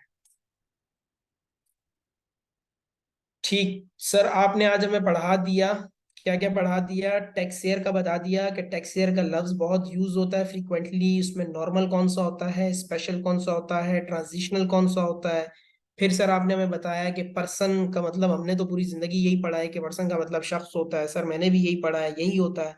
लेकिन सर अभी हमारी जो बाउंड्री है, हमारा जो ग्राउंड है, वो इनकम टैक्स है। तो इनकम टैक्स के अंदर पर्सन लफ्ज का मतलब ये 3 कैटेगरीज होती हैं, individual, association of person, company. Sir ये तीनों पर्सन रेजिडेंट, तीनों कैटेगरीज रेजिडेंट भी हो सकती हैं, नॉन रेजिडेंट भी हो सकती हैं। अगर लफ्ज पर्सन लिखा हुआ आएगा, रेजिडेंट पर्सन, तो इसका मतलब वो बात कर रहा है रेजिडेंट इंडिविजुअल की, रेजिडेंट एओपी की, रेजिडेंट कंपनी की। अगर वो बात कर रहा है नॉन रेजिडेंट पर्सन की, तो वो बात कर रहा है नॉन रेजिडेंट इंडिविजुअल की, नॉन रेजिडेंट एओपी की, नॉन रेजिडेंट कंपनी की। लेकिन अगर लफ्ज लिखा हुआ है नॉन रेजिडेंट कंपनी, तो सर वो सिर्फ मुझसे नॉन रेजिडेंट कंपनी की बात कर रहा है। सर रेजिडेंट इंडिविजुअल कौन होता है? 182 डेज से जो है वो चीजें आती हैं, 183 डेज से ज्यादा जिसने पाकिस्तान में टाइम गुजारा है एग्रीगेट में, या कोई फेडरल गवर्नमेंट का एम्प्लॉय है, ऑफिशियल है जो बाहर है, जिसकी पोस्टिंग हुई है पूरे साल में, वो भी रेजिडेंट इंडिविजुअल होगा। फिर एक तीसरी कैटेगरी थी, कोई ऐसा शख्स है वो दुनिया में कहीं टिक के नहीं बैठ रहा, हर जगह घूम रहा है टैक्स वालों से बचने के लिए कि मैं टैक्स से बच जाऊं, 182 दिन से ज्यादा किसी कंट्री में नहीं ठहरता, उसके पास रेजिडेंट टैक्स पेयर का सर्टिफिकेट भी नहीं है किसी भी जुरिस्डिक्शन का, किसी भी कंट्री का, तो सर वो भी पाकिस्तान में रेजिडेंट है, हम उसको भी पकड़ेंगे और उसके भी हम पीछे लगे रहेंगे। ठीक, उसके बाद sir resident AOP, resident AOP में अगर कंट्रोल उसके मैनेजमेंट के अफेयर्स मेरे पास हैं, तो मैं क्या करूंगा, होली और पार्टली पाकिस्तान में है किसी भी वक्त, तो वो आपकी रेजिडेंट एओपी कहलाएगी। सर इसी तरीके से अगर रेजिडेंट कंपनी है, अगर वो पाकिस्तान लॉ के तहत बनी है, पाकिस्तान में है, तो वो आपकी रेजिडेंट कंपनी कहलाएगी। सर आखिरी लाइन आप शायद भूल रहे हैं, आपने लिखी हुई है प्रोविंशियल गवर्नमेंट और लोकल गवर्नमेंट इन पाकिस्तान। बिल्कुल सर, कंपनी की जहां डेफिनेशन दी हुई है, जो कि आपका ऊपर मैंने मेंशन किया था, कंपनी के अंदर ये जो कैटेगरी दी थी, इसमें एफ पढ़े जो आपकी स्क्रीन पे नजर आ रहा होगा, प्रोविंशियल गवर्नमेंट और लोकल गवर्नमेंट को भी कंपनी की डेफिनेशन में शामिल किया गया है। क्योंकि अगर इनके साथ कोई बंदा डील करता है या इनके टैक्स अफेयर्स भी होते हैं, ऑल तो फेडरल गवर्नमेंट प्रोविंशियल गवर्नमेंट को कुछ एग्जेम्पशंस अवेलेबल हैं, तो उनके केस में भी हम उनको इनकम टैक्स के लिए कंपनी ही ट्रीट करते हैं, प्रोविंशियल गवर्नमेंट को और लोकल गवर्नमेंट को। तो अगर प्रोविंशियल और लोकल गवर्नमेंट है तो वो तो जाहिर सी बात है फिर रेजिडेंट कंपनी ही कहलाएगी। ठीक हो गया सर? ये बातें तो आपने बता दी कि टैक्स ईयर क्या होगा, पर्सन का मतलब क्या होगा, रेजिडेंट कौन होगा, नॉन रेजिडेंट कौन होगा, ये सब चीजें तो हो गई। सर एक हेड्स ऑफ इनकम मतलब, सर ये मतलब क्या चीजें होंगी? सर जब आपको ये सारी चीजें पता चल जाएंगी ना, तो फिर आपने जो अपनी इनकम है ना, वो इन हेड्स में क्लासिफाई करनी है। अच्छा सर, ये कौन कौन से हेड्स हैं? Salary, income from property, income from business, capital gains, income from other sources. अच्छा सर, आप ये कह रहे हैं जब मैं अपना रिटर्न फाइल करूंगा ना, तो मैं अपनी इनकम क्या दिखाऊंगा? क्योंकि सर मैं तो तनख्वाह भी ले रहा हूँ, साथ में सर मेरे पास कोई जगह है वो मैंने किराए भी दी हुई है, सर मैं स्टॉक एक्सचेंज के अंदर भी डील करता हूँ, मैं वहां भी शेयर्स लेता हूँ बेचता हूँ, तो सर मेरी तो मल्टीपल सोर्स ऑफ इनकम है। तो क्या मैं फॉर्म के अंदर एक ही जगह जाके लिख दूंगा कि साल के मैंने 30 लाख कमाए, साल के मैंने 20 लाख कमाए? अरे नहीं भाई, ऐसे नहीं करोगे। आप अपनी इनकम को इन 5 कैटेगरीज में क्लासिफाई करोगे और बताओगे। ठीक, आपकी जो इनकम है, आप जो कह रहे हो बिल्कुल सही कह रहे हो, ओके कह रहे हो, A1 कह रहे हो, लेकिन उस इनकम को इस तरीके से आप क्लासिफाई करोगे, सैलरी में, इनकम फ्रॉम प्रॉपर्टी में, इनकम फ्रॉम बिजनेस में, कैपिटल गेन्स में, इनकम फ्रॉम अदर सोर्सेज में। और उसके बाद सर इसमें एक चीज मुझे बताएं कि पाकिस्तान सोर्स ऑफ इनकम और फॉरेन सोर्स ऑफ इनकम दोनों आएंगी? क्योंकि सर मेरे साथ केस ऐसा था कि मैं दुबई में काम कर रहा था, तो मैंने 4 महीने दुबई में काम की, लेकिन मेरे साथ कोई प्रॉब्लम था, फैमिली के इश्यूज भी थे, तो मैं वापस पाकिस्तान में आ गया। सर पाकिस्तान में आने के बाद मैंने दोबारा नौकरी शुरू कर दी यहाँ पे, और मैं यहाँ पर भी जो है वो नौकरी करने लग गया। तो सर मेरी 2 सैलरी हो गई ना, एक जो मुझे दुबई से मिल रही थी और एक अभी मुझे जो लोकल मिल रही थी। बिल्कुल भाईजान ऐसे ही, आपसे कौन डिनाई कर रहा है, आपको कौन डिसएग्री कर रहा है आपसे। लेकिन ये जो इनकम आप कह रहे हो दुबई की है, इसको हम कहते हैं foreign source of income. Pakistan में एम्प्लॉयर से जो इनकम मिली है, इसको हम कहते हैं Pakistan source of income, right. तो 2 तरह की इनकम होंगी आपकी, एक पाकिस्तान सोर्स ऑफ इनकम, एक फॉरेन सोर्स ऑफ इनकम। ये दोनों इनकम आपकी इन 5 हेड्स में क्लासिफाई होंगी। सर इनकम फ्रॉम प्रॉपर्टी क्या मेरी फॉरेन सोर्स हो सकती है? बिल्कुल हो सकती है। अल्लाह आपको पैसे दे, आप दुबई में प्रॉपर्टी खरीद लें, वहां भी आपकी इनकम आ रही है। पाकिस्तान में आप हैं ही प्रॉपर्टी के टाइकून है, यहाँ पर भी आपकी इनकम आ रही है, तो आपकी फॉरेन सोर्स इनकम भी होगी और लोग पाकिस्तान सोर्स ऑफ इनकम भी होगी, राइट। तो दोनों सोर्स ऑफ इनकम होती हैं जो, लेकिन क्लासिफाई वो इन्हीं 5 कैटेगरीज में होंगी। सैलरी में, इनकम फ्रॉम प्रॉपर्टी में, इनकम फ्रॉम बिजनेस में, कैपिटल गेन में, इनकम फ्रॉम अदर सोर्सेज में। होंगी कैसे, किस रेट पर होंगी, कैसे करेंगे, वो सब चीजें हम बाद में देखेंगे। अभी सिर्फ फिलहाल आपको चलाने के लिए कि सैलरी क्या है, income from property, income from business, capital gain, income from other sources, ये 5 हेड्स हैं। इन 5 हेड्स में मुझे अपनी इनकम क्लासिफाई करनी है। वो इनकम मेरी लोकल भी हो सकती है, मतलब पाकिस्तान सोर्स इनकम भी हो सकती है, और मेरी फॉरेन सोर्स इनकम भी हो सकती है, राइट। सर उसके बाद एक लफ्ज आता है टोटल इनकम का। सर टोटल इनकम का मतलब कुछ भी नहीं है, बस ये मतलब है कि जो 5 हेड में टोटल इनकम बनेगी ना, वो आपकी क्या हो जाएगी, टोटल इनकम हो जाएगी। सर कैसे है ये थोड़ा समझाएं।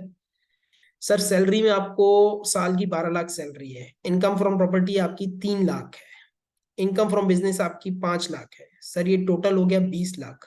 तो सर ये जो टोटल बना है ना, मैं इसी की तो बात कर रहा हूँ।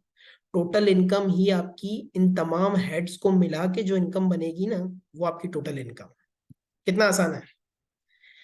हेड्स ऑफ इनकम कितने, 5। यानी मुझे अपनी इनकम यहाँ क्लासिफाई करनी है, और फिर इनकम को क्लासिफाई करने के बाद मुझे अपनी टोटल इनकम बतानी है कि इसमें जो इनकम हो गई ये मेरी टोटल इनकम है।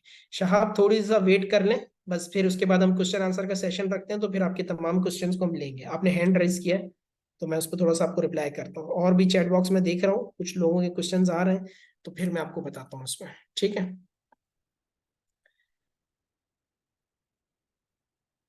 अच्छा उसके बाद सर हमारे पास आ गया टोटल इनकम आ गई, और उसके बाद आ गया taxable income. Sir total income तो आ गई, क्या इस इनकम के ऊपर हम क्या डायरेक्ट टैक्स लगा देंगे? नहीं सर, टैक्स नहीं लगाएंगे आप, बल्कि टैक्सेबल इनकम देखेंगे कि इस हर हेड में मेरी इनकम कितनी बनी। सर ये कैसे होगा, बिल्कुल मैं भी आपको बताता हूँ कि टोटल इनकम निकालेंगे, टोटल इनकम में से कुछ इनकम माइनस कर देंगे जिसपे टैक्स नहीं लगना चाहिए, जिसपे कानून कहता है टैक्स ना लगाओ, उसको हम कहते हैं एग्जेम्प्ट इनकम। वो एग्जेम्प्ट इनकम हम माइनस कर देंगे, बाकी हमारे पास बच जाएगा टैक्सेबल इनकम। वो टैक्सेबल इनकम में से हम क्या करेंगे, चीजों को लेकर उसके ऊपर टैक्स लगा देंगे। सर ये देखें जरा स्लाइड, हेड्स ऑफ इनकम मैंने क्या कहा था, 5 हेड्स ऑफ इनकम आ रहे हैं। 5 हेड्स ऑफ इनकम के अंदर मैंने अपनी इनकम क्लासिफाई कर दी। सैलरी के अंदर 1 मिलियन, इनकम फ्रॉम प्रॉपर्टी में 8 लाख, इनकम फ्रॉम बिजनेस में 5 मिलियन, कैपिटल गेन में 2 लाख, फिर इनकम फ्रॉम अदर सोर्सेज में 5 लाख। तो टोटल इनकम बन गई 7.5 मिलियन। इसमें से मैंने एग्जेम्प्ट इनकम हटा दी, तो 7 मिलियन की ये मेरी टैक्सेबल इनकम आ गई। तो 3 मल्टीपल टर्म्स हैं। हेड्स ऑफ इनकम क्या होंगे, 5 हेड्स ऑफ इनकम होते हैं, ता कयामत यही रहेंगे, चेंज होते नहीं है। इसी इनकम के अंदर हमने क्लासिफाई करना है चीजों को, और इसी तरीके से अपनी टैक्सेशन देखनी है। तमाम हेड्स के अंदर जो इनकम आ रही है उसको मैं टोटल कर दूंगा, तो मेरी क्या आ जाएगी, टोटल इनकम। सर इस टोटल इनकम में से मैं वो इनकम माइनस कर दूंगा जिसपे टैक्स नहीं लगना चाहिए, तो मेरे पास क्या आ जाएगा, टैक्सेबल इनकम आ जाएगी, राइट। तो ये इस तरीके से कुछ चीजें हैं बेसिक बेसिक जो आपको पता होनी चाहिए। अच्छा टैक्स ईयर आपने देख लिया, नॉर्मल क्या होता है, स्पेशल क्या होता है, फिर ट्रांजिशनल टैक्स ईयर किसको कहते हैं। पर्सन की डेफिनेशन में 3 लोग आते हैं, इंडिविजुअल, एओपी, कंपनी। पर्सन होगा तो इसका मतलब वो तीनों की बात कर रहा है। अगर स्पेसिफिकली लिखा होगा इंडिविजुअल, तो वो सिर्फ इंडिविजुअल की बात कर रहा है। कंपनी लिखा होगा तो वो सिर्फ कंपनी की बात कर रहा है। रेजिडेंट, नॉन रेजिडेंट, रहायशी, गैर रहायशी, इसका तो मतलब ये निकलता है सर, बिल्कुल मतलब ये निकलता है। लेकिन अभी हम पढ़ रहे हैं इनकम टैक्स, जब इनकम टैक्स पढ़ रहे हैं तो उसके मुताबिक फिर हम इस चीजों को इस तरीके से देखेंगे। ठीक सर, उसके बाद था heads of income. Heads of income में 5 हेड्स होते हैं, जो भी इनकम है जिस किस्म की वो इन 5 हेड्स में क्लासिफाई होगी। सर उसके बाद है मेरे पास टोटल इनकम। टोटल इनकम जो है वो मेरे पास जो है वो इन हेड्स पे होती है, पांचों हेड्स में जो सॉरी, पांचों हेड्स में जो मेरे पास इनकम बनी है वो उनका टोटल जो है मेरा टोटल इनकम कहलाता है। फिर उस टोटल इनकम में से अगर कोई मेरी ऐसी इनकम है जिस पर टैक्स नहीं लगना चाहिए, मैं उसको माइनस कर दूंगा, तो वो मेरे पास क्या कहलाती है, टैक्सेबल इनकम कहलाती है। ठीक, तो ये कुछ चीजें देखी थी। दाऊद खान आपके भी मैं सवाल का जवाब देता हूँ, थोड़ा सा क्लास एंड हो जाए, बस एंड पर है, तो फिर उसके बाद क्वेश्चन आंसर का सेशन रखते हैं, फिर हम सब चीजें देखेंगे। अच्छा सर, ये सारी चीजें आपने देख ली, आपने हमें ये पहली वाली जो स्लाइड थी, इस पूरी स्लाइड का आपने हमें क्रक्स बता दिया कि जो हमें आखिर दम तक, यानी जिंदगी भर अगर हम कंसल्टेंट बन गए हैं, प्रैक्टिशनर बन गए हैं, तो हमें इनका चीजों का पता होना चाहिए। हम किसी के साथ भी डिस्कशन कर रहे हो तो हमारे कॉन्सेप्ट क्लियर होने चाहिए, हमें पता हो सामने वाला बंदा हमसे क्या बात कर रहा है, कैसे बात कर रहा है, और किस पीरियड की बात कर रहा है, वो पर्सन की बात कर रहा है, वो इंडिविजुअल की बात कर रहा है, वो एसोसिएशन ऑफ पर्सन की बात कर रहा है, वो रेजिडेंट की बात कर रहा है, वो नॉन रेजिडेंट की बात कर रहा है। तो ये सब चीजें थी। सर जरा आयरस की एक शक्ल दिखाए जरा। सर ये होता है आयरस, आपकी स्क्रीन पे नजर आ रहा होगा, जिसको आप सब लोगों ने देखा होगा। आप में से ज्यादातर लोग जो रिटर्न फाइल करते होंगे उन्होंने भी देखा होगा, कोई बहुत अनोखी चीज नहीं है। irs.fbr.gov.pk लिख कर सर्च करेंगे क्रोम पे, गूगल पे, तो आपको वो इस लिंक पे ले जाएगा। आपने ओके कर लिया। सर इसमें आप दिखाना क्या चाह रहे हैं? मैं इसमें ये दिखाना चाह रहा हूँ कि आज की क्लास में जो बेसिक कॉन्सेप्ट पढ़े हैं हमने, जो वेरी बेसिक कॉन्सेप्ट है, जो टैक्स के स्टूडेंट्स के लिए, बिगिनर्स के लिए, फ्रेशर्स के लिए, मतलब टैक्स इन्फेंट्स के लिए जो होती हैं चीजें, वो कहाँ इतनी अहमियत रखती हैं कि आज की बाकायदा क्लास ही इसके ऊपर रखी गई है कि हमें ये बताने के लिए। सर ये सामने स्क्रीन नजर आ रही है आपको आयरस की? आयरस पे आपने लॉगिन कर लिया? लॉगिन करने के बाद आपके पास ये स्क्रीन ओपन हो जाती है, राइट?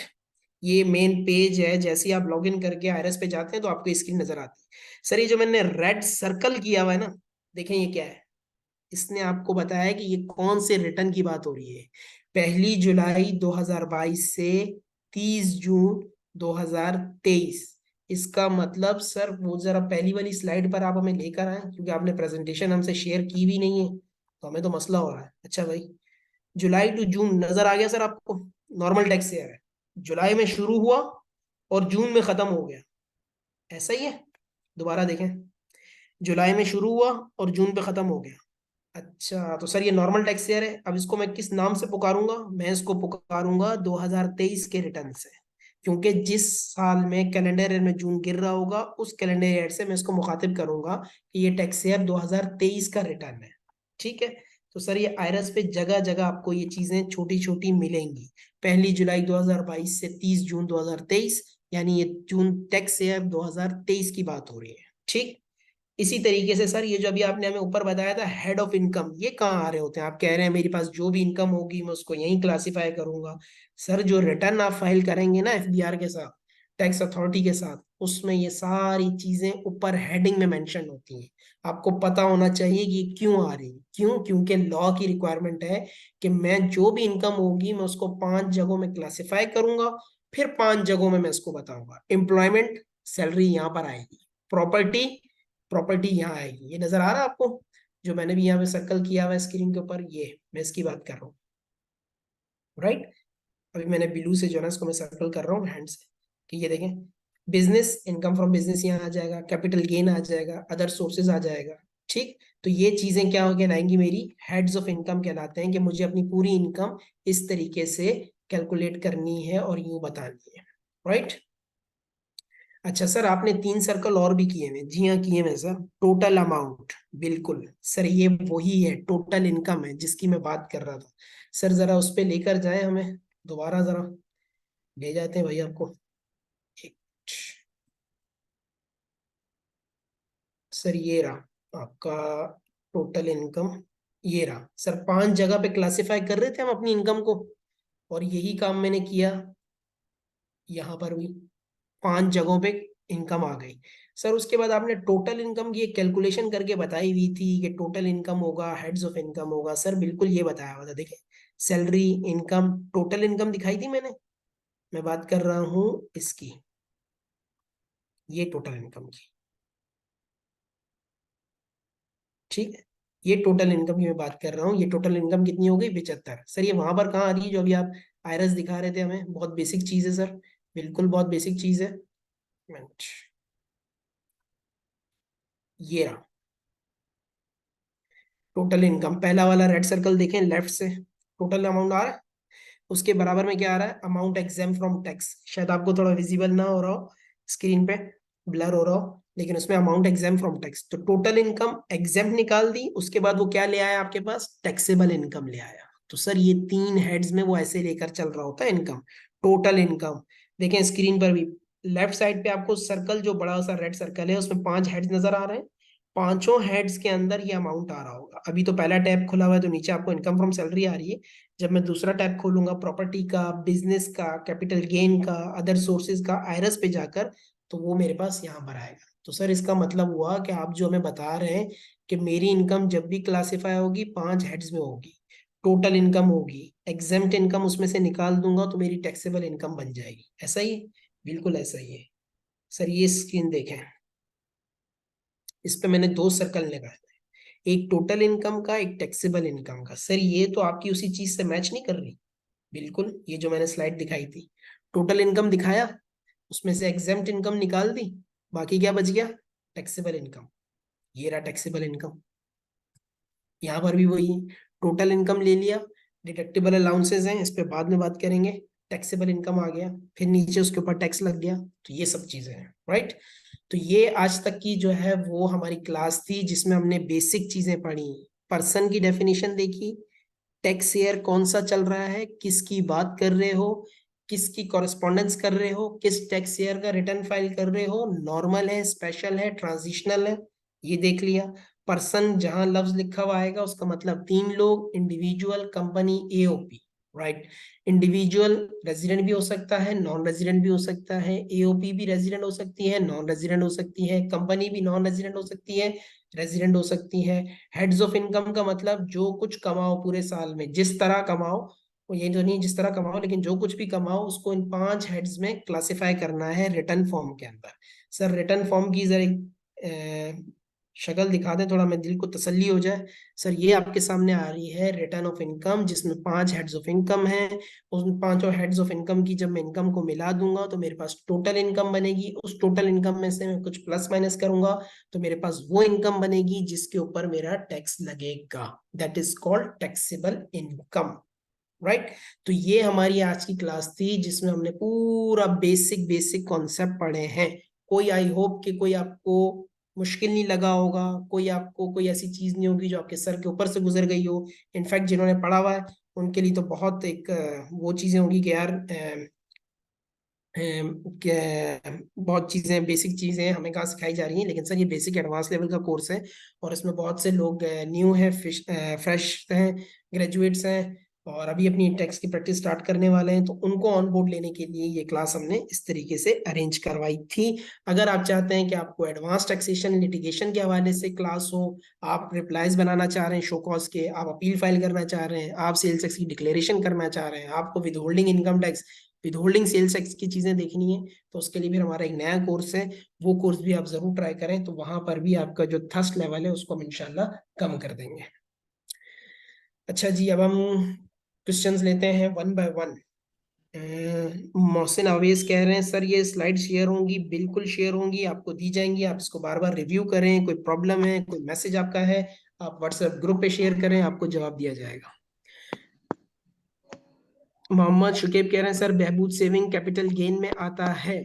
बिल्कुल आना नहीं, कैपिटल गेन में नहीं आएगा, वो इनकम फ्रॉम अदर सोर्सेज में आता है। लेकिन आईआरएस के ऊपर उसका थोड़ा सा मसला है, फिक्स्ड और मिनिमम के टैब में हम वहां डालते हैं, उसके ऊपर अलग से डिस्कशन करेंगे जब हम कैपिटल गेन वाले पोर्शन पे आएंगे। सर कैपिटल गेन ये है, मिसाल के तौर पे अगर मैंने प्रॉपर्टी खरीदी और बेची है तो वो भी कैपिटल गेन में आएगा। आसान लफ्जों में बता रहा हूँ, स्टॉक एक्सचेंज के शेयर्स खरीद रहा हूँ, बेच रहा हूँ, तो ये भी कैपिटल गेन में आएगा। आई होप जिदांशा आपका भी क्वेश्चन क्लियर होगा कि अगर मैं प्रॉपर्टी खरीद रहा हूँ और बेच रहा हूँ तो ये भी कैपिटल गेन में है, शेयर खरीद रहा हूँ बेच रहा हूँ, आसान आसान बता रहा हूँ, तो वो मेरा कैपिटल गेन में है। हर वो कैपिटल एसेट, कुछ चीजों को हटाकर वहां एक्सक्लूजन दी हुई लॉ में, उसके मुताबिक वो एसेट्स की जो टैक्सेशन है वो कैपिटल गेन के हेड में आती है। अच्छा एक मिनट वन बाय वन चलते हैं। नूरुल हुदा कह रहे हैं sir I don't understand the last slide. Noorul Huda आप क्यों कह रहे हैं ऐसे भाई कि लास्ट स्लाइड में क्या चीज थी? लास्ट स्लाइड में ये था कि मैंने टोटल इनकम बताया था कि टोटल इनकम क्या होता है, उसमें से कुछ प्लस माइनस करते हैं तो टैक्सेबल इनकम बनती है जिसके ऊपर मेरा टैक्स लगता है, राइट? अच्छा, अली अब्दुल्ला कह रहे हैं sir non resident individuals tax return file नहीं करते। देखें मैंने आपको क्या कहा, दो तरह की इनकम होती हैं, एक फॉरेन सोर्स इनकम, एक पाकिस्तान सोर्स इनकम। जो नॉन रेजिडेंट इंडिविजुअल्स होते हैं, अगर उनकी पाकिस्तान सोर्स इनकम है, अगर उनकी पाकिस्तान सोर्स इनकम है तो उन्हें रिटर्न फाइल करना चाहिए, और वो रिटर्न फाइल करना उनके लिए मैंडेटरी है। सर ये अम्मार मलिक कह रहे हैं सर ये रिकॉर्डेड लेक्चर मिल जाएंगे? बिल्कुल मिल जाएंगे, हमारी पॉलिसी है कि हम लेक्चर्स देते हैं। प्लस पॉइंट आपको यहाँ पर ये उजागर कर दूं कि ना सिर्फ ये कि ड्यूरिंग द कोर्स अवेलेबल होंगे, बल्कि आफ्टर 6 मंथ्स तक ये हम आपको अवेलेबल रखेंगे ताकि आप इसको रिव्यू कर सकें, दोबारा मेमोराइज कर सकें, चीजों को रेफर कर सकें। सीमा अख्तर कह रही है सिर्फ सैलरी जिसकी हो तो किस तरह होगा? सीमा, जब हम ये सैलरी की टैक्सेशन पढ़ेंगे तो सैलरी की डेफिनेशन में मैं आपको बताऊंगा कि सैलरी को किस तरह से हमने फाइल करना है, उसकी टैक्सेशन कैसे करनी है, उसके अगेंस्ट में एडजस्टमेंट कैसे करनी, वो सब चीजें हम डिटेल में करेंगे। शहाब फरीद कह रहे हैं सर नॉन रेजिडेंट की डेफिनेशन। शहाब साहब मैंने आपसे अर्ज किया था कि रेजिडेंट पर्सन की बात आती है तो वो तीनों की बात करता है, इंडिविजुअल की, एओपी की, कंपनी की। अगर नॉन रेजिडेंट का आप पूछ रहे हैं तो जो बंदा रेजिडेंट नहीं है तो वो नॉन रेजिडेंट हो जाएगा। मिसाल के तौर पे एक शख्स है, वो 183 दिन से ज्यादा पाकिस्तान में मौजूद है, मैंने कहा था ना कि 183 दिन से ज्यादा अगर कोई शख्स पाकिस्तान में मौजूद है तो वो रेजिडेंट बन जाएगा। तो ऑब्वियस सी बात है, नॉन रेजिडेंट कौन होगा? जो 183 दिन से कम होगा। कोई बंदा 2 महीने पाकिस्तान में मौजूद, उसके बाद पूरे साल पाकिस्तान में आया ही नहीं, तो उसका मतलब वो नॉन रेजिडेंट बन गया।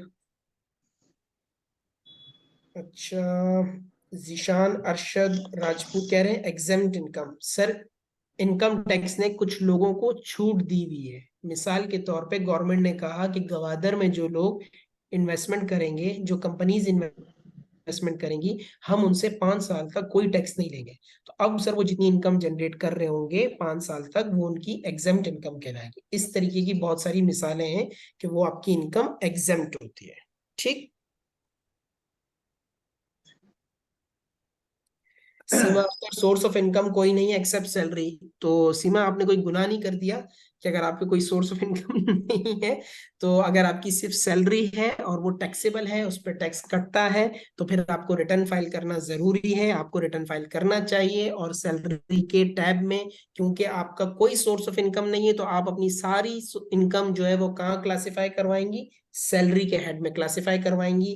क्योंकि मैंने कहा था कि आपकी जितनी इनकम है, अगर आप शेयर्स भी खरीदते बेचते हैं, आपने जगह भी किराए पे दी हुई है, आप सैलरीड पर्सन भी हैं, आपने साथ में छोटा मोटा कोई कारोबार भी शुरू किया हुआ है, तो ये सारी चीजों को रेलेवेंट हेड्स में क्लासिफाई करेंगे। आपके केस में सिर्फ सैलरी है, सैलरी के टैब फिल करेंगी, आपका रिटर्न फाइल हो जाएगा।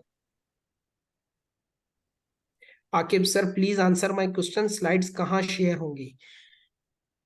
बॉस ये हमारे पास एक व्हाट्सएप का ग्रुप बना हुआ है, आपको ऑनलाइन पोर्टल का एक्सेस भी दिया जाएगा, वहां पर भी ये चीजें मौजूद होती हैं। व्हाट्सएप के ऊपर भी हम डॉक्यूमेंट शेयर करते हैं, हैंडआउट शेयर करते हैं, इंपॉर्टेंट कोई हमारी प्रेस रिलीजेस होती हैं वो भी हम शेयर करते हैं, राइट?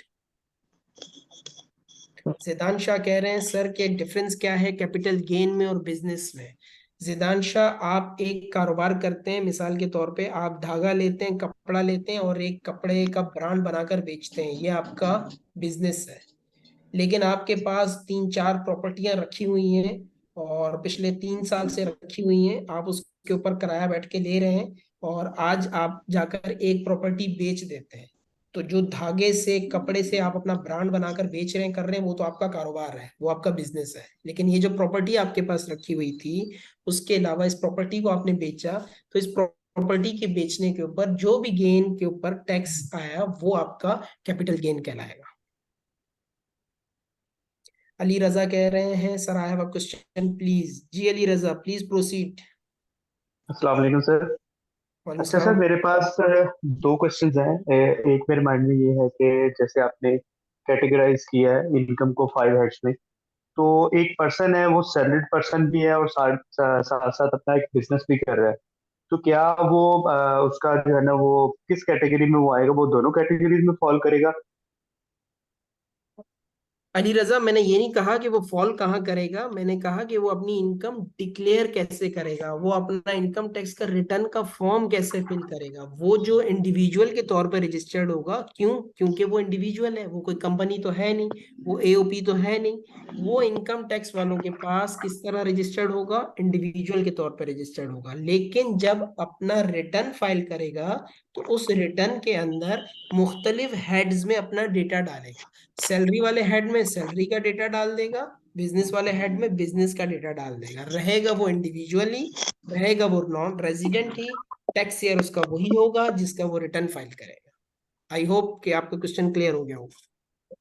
जी बिल्कुल सर। एक दूसरा क्वेश्चन ये था, जैसे जी आपने रेजिडेंट इंडिविजुअल टैक्स पेयर का बताया तो 183 जो कंट्री में रहेगा वो रेजिडेंट्स कहलाएगा।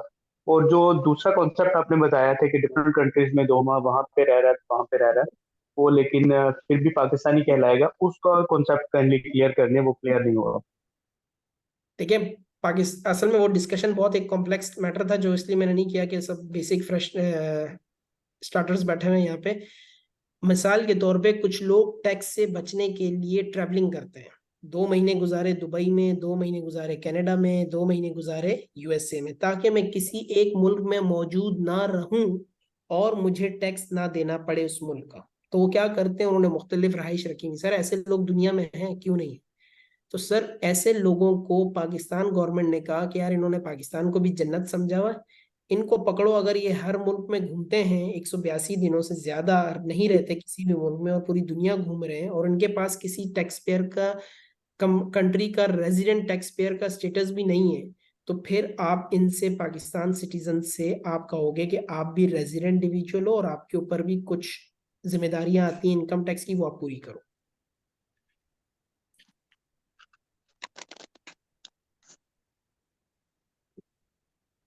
मोहसिन अवेज कह रहे हैं सर नॉन रेजिडेंट स्टेटस होने की क्या कॉन्सिक्वेंसेस होती हैं एज पर पाकिस्तान लॉ? देखिए, नॉन रेजिडेंट स्टेटस होना कोई बुरी बात नहीं है, कोई गुनाह कबीरा नहीं है। अगर नॉन रेजिडेंट स्टेटस है आपका, लेकिन आप पाकिस्तान में रहते हुए कोई काम ऐसा कर रहे हो कि आप यहाँ से पैसा कमा रहे हो, आपकी इनकम आ रही है, आपके जो है बैंक बैलेंस बढ़ रहा है, आप माशाल्लाह से मजे कर रहे हो, तो वो जो आपकी इनकम आ रही है पाकिस्तान से, पाकिस्तान सोर्स इनकम है, उस पे आपको इनकम टैक्स के मुताबिक टैक्स देना पड़ेगा। ये कॉन्सिक्वेंसेस होते हैं नॉन रेजिडेंट स्टेटस होने के, कि अगर वो पाकिस्तान लॉ में है और पाकिस्तान की इनकी कोई सोर्स ऑफ इनकम है तो उस पर उन्हें टैक्स देना होता है।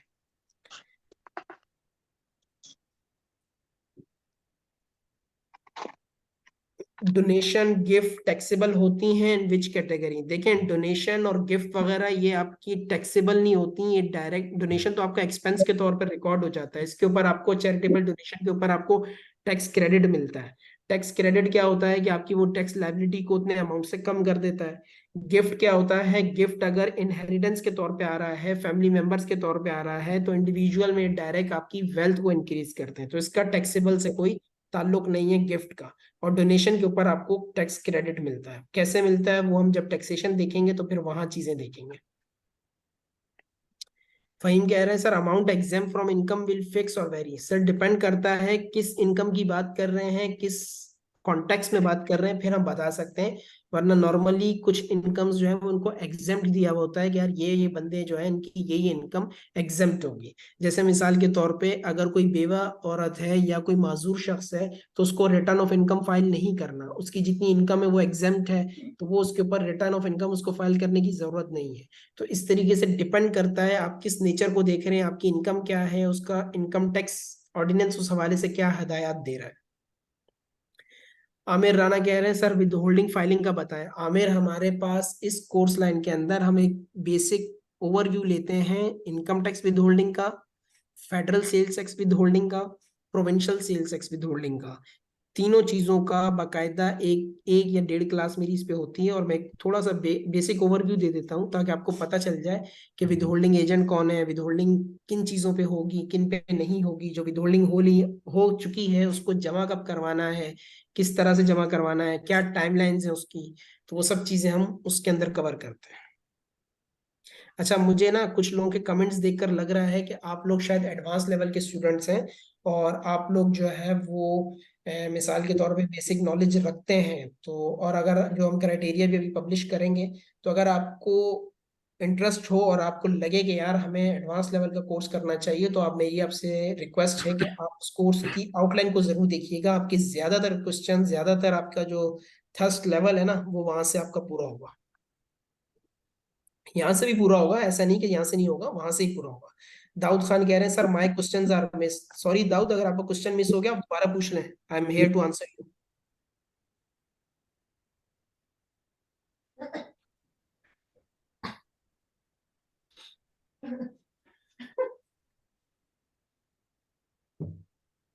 मोहम्मद सुकैब कह रहे हैं सर एग्जेम्प्टेड कंपनीज का डिटेल कहाँ से पता चलती है। सर एग्जेम्प्टेड कंपनीज नहीं होती, एग्जेम्प्ट इनकम जिनकी होती है वो हमें पता चलती है इनकम टैक्स ऑर्डिनेंस में। सेकंड शेड्यूल दिया है, उसका पार्ट 1 है, वहां पे ये लिखा हुआ है किन किन लोगों की इनकम एग्जेम्प्ट होगी। अब वो लोग इंडिविजुअल हो, एओपी हो, या कंपनीज हो, उनके ऊपर वो प्रोविजंस अप्लाई होते हैं। तो second schedule part 1 income tax ordinance का डील करता है उस इनकम को जो कि एग्जेम्प्ट होती है from income tax. Ammar Malik sir इस कोर्स में आईआरएस 2.0 कंप्लीट सिखाया जाएगा, for example it's all functions. यार कंप्लीट अगर सिखाने बैठूं तो 6 महीने का कोर्स तो मेरी जान इसी में निकल जाएगा, ठीक है। लेकिन 5 हेड्स ऑफ इनकम है, उनका 5 डेटा आपने कैसे डालना है और किस तरह से कैलकुलेशन करनी, वो चीजें हैं। क्योंकि अगर पूरा सिखाने बैठूंगा तो मेरे ख्याल में 5 महीने तो आपका इसमें निकल जाएगा। लेकिन इंशाअल्लाह ताला मेरी कोशिश होगी कि जब ये कोर्स एंड हो जाए तो आप बिजनेस इनकम का भी और पर्सनल रिटर्न का भी, सैलरी रिटर्न का भी आप आसानी से हैंडल कर सको। सर टैक्सेबल और नॉन टैक्सेबल की अगर आप बात कर रहे हैं इंडिविजुअल में, तो सर पार्ट 1 के अंदर फर्स्ट शेड्यूल में ये रेट्स दिए हुए हैं जो हम क्लास में देखेंगे कि हमारे पास जो है वो कौन कौन से रेट्स लगेंगे, किस केस में लगेंगे और किस क्या स्लैब्स उसमें, तो वो हम चीजें कवर करेंगे तो वहां आपको पता चल जाएंगी। अली सर अब्दुल्ला कह रहे हैं sir resident non resident person को क्या क्यों क्लासिफाई किया अगर दोनों को ही रिटर्न फाइल करना है। देखें, दोनों को रिटर्न तो फाइल करना है लेकिन दोनों की टैक्सेशन अलग होगी ना। नॉन रेजिडेंट पर्सन है वो पाकिस्तान से कमा रहा है 1 लाख, और बाहर मुल्क जहाँ पे वो रहता है वहां से कमा रहा है 5 लाख। तो पाकिस्तान में वो सिर्फ रिटर्न फाइल करेगा 1 लाख का, पूरे 5 लाख का नहीं करेगा, तो उस केस में उसे फर्क है। और जो रेजिडेंट पर्सन है उसकी दोनों इनकम होगी, पाकिस्तान से वो लाख रुपए कमा रहा है, बाहर मुल्क से 5 लाख कमा रहा है, तो अब उसको पूरे 6 लाख दिखाना है। तो दोनों की टैक्सेशन में फर्क है, इसलिए उनकी रेजिडेंट नॉन रेजिडेंट के स्टेटस को उन्होंने अलग अलग किया है।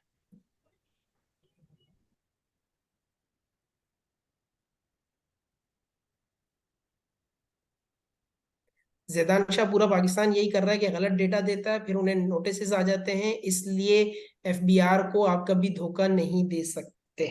वो अलग बात है कि पूरी कौम इसी पे लगी हुई है हमारी, धोखा दे रही है, लेकिन इतना आसान नहीं है। टेक्नो KI5Q कह रहे हैं सर इस कोर्स में हमें विदहोल्डिंग और एडवांस लेवल की टैक्सेशन सिखाएंगे या नहीं।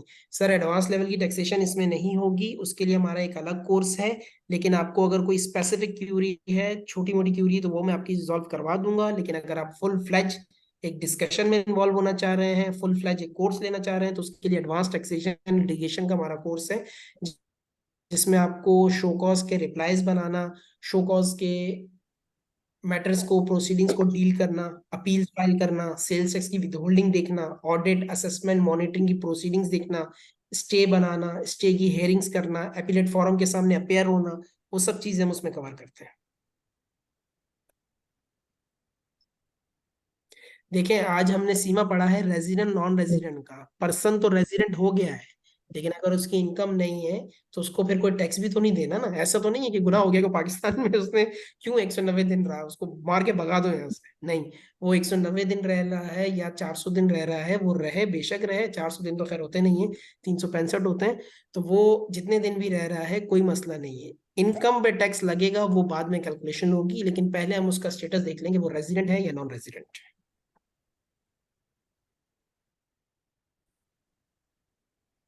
सर बिल्कुल एडवांस कोर्स भी करेंगे। थैंक यू सीमा।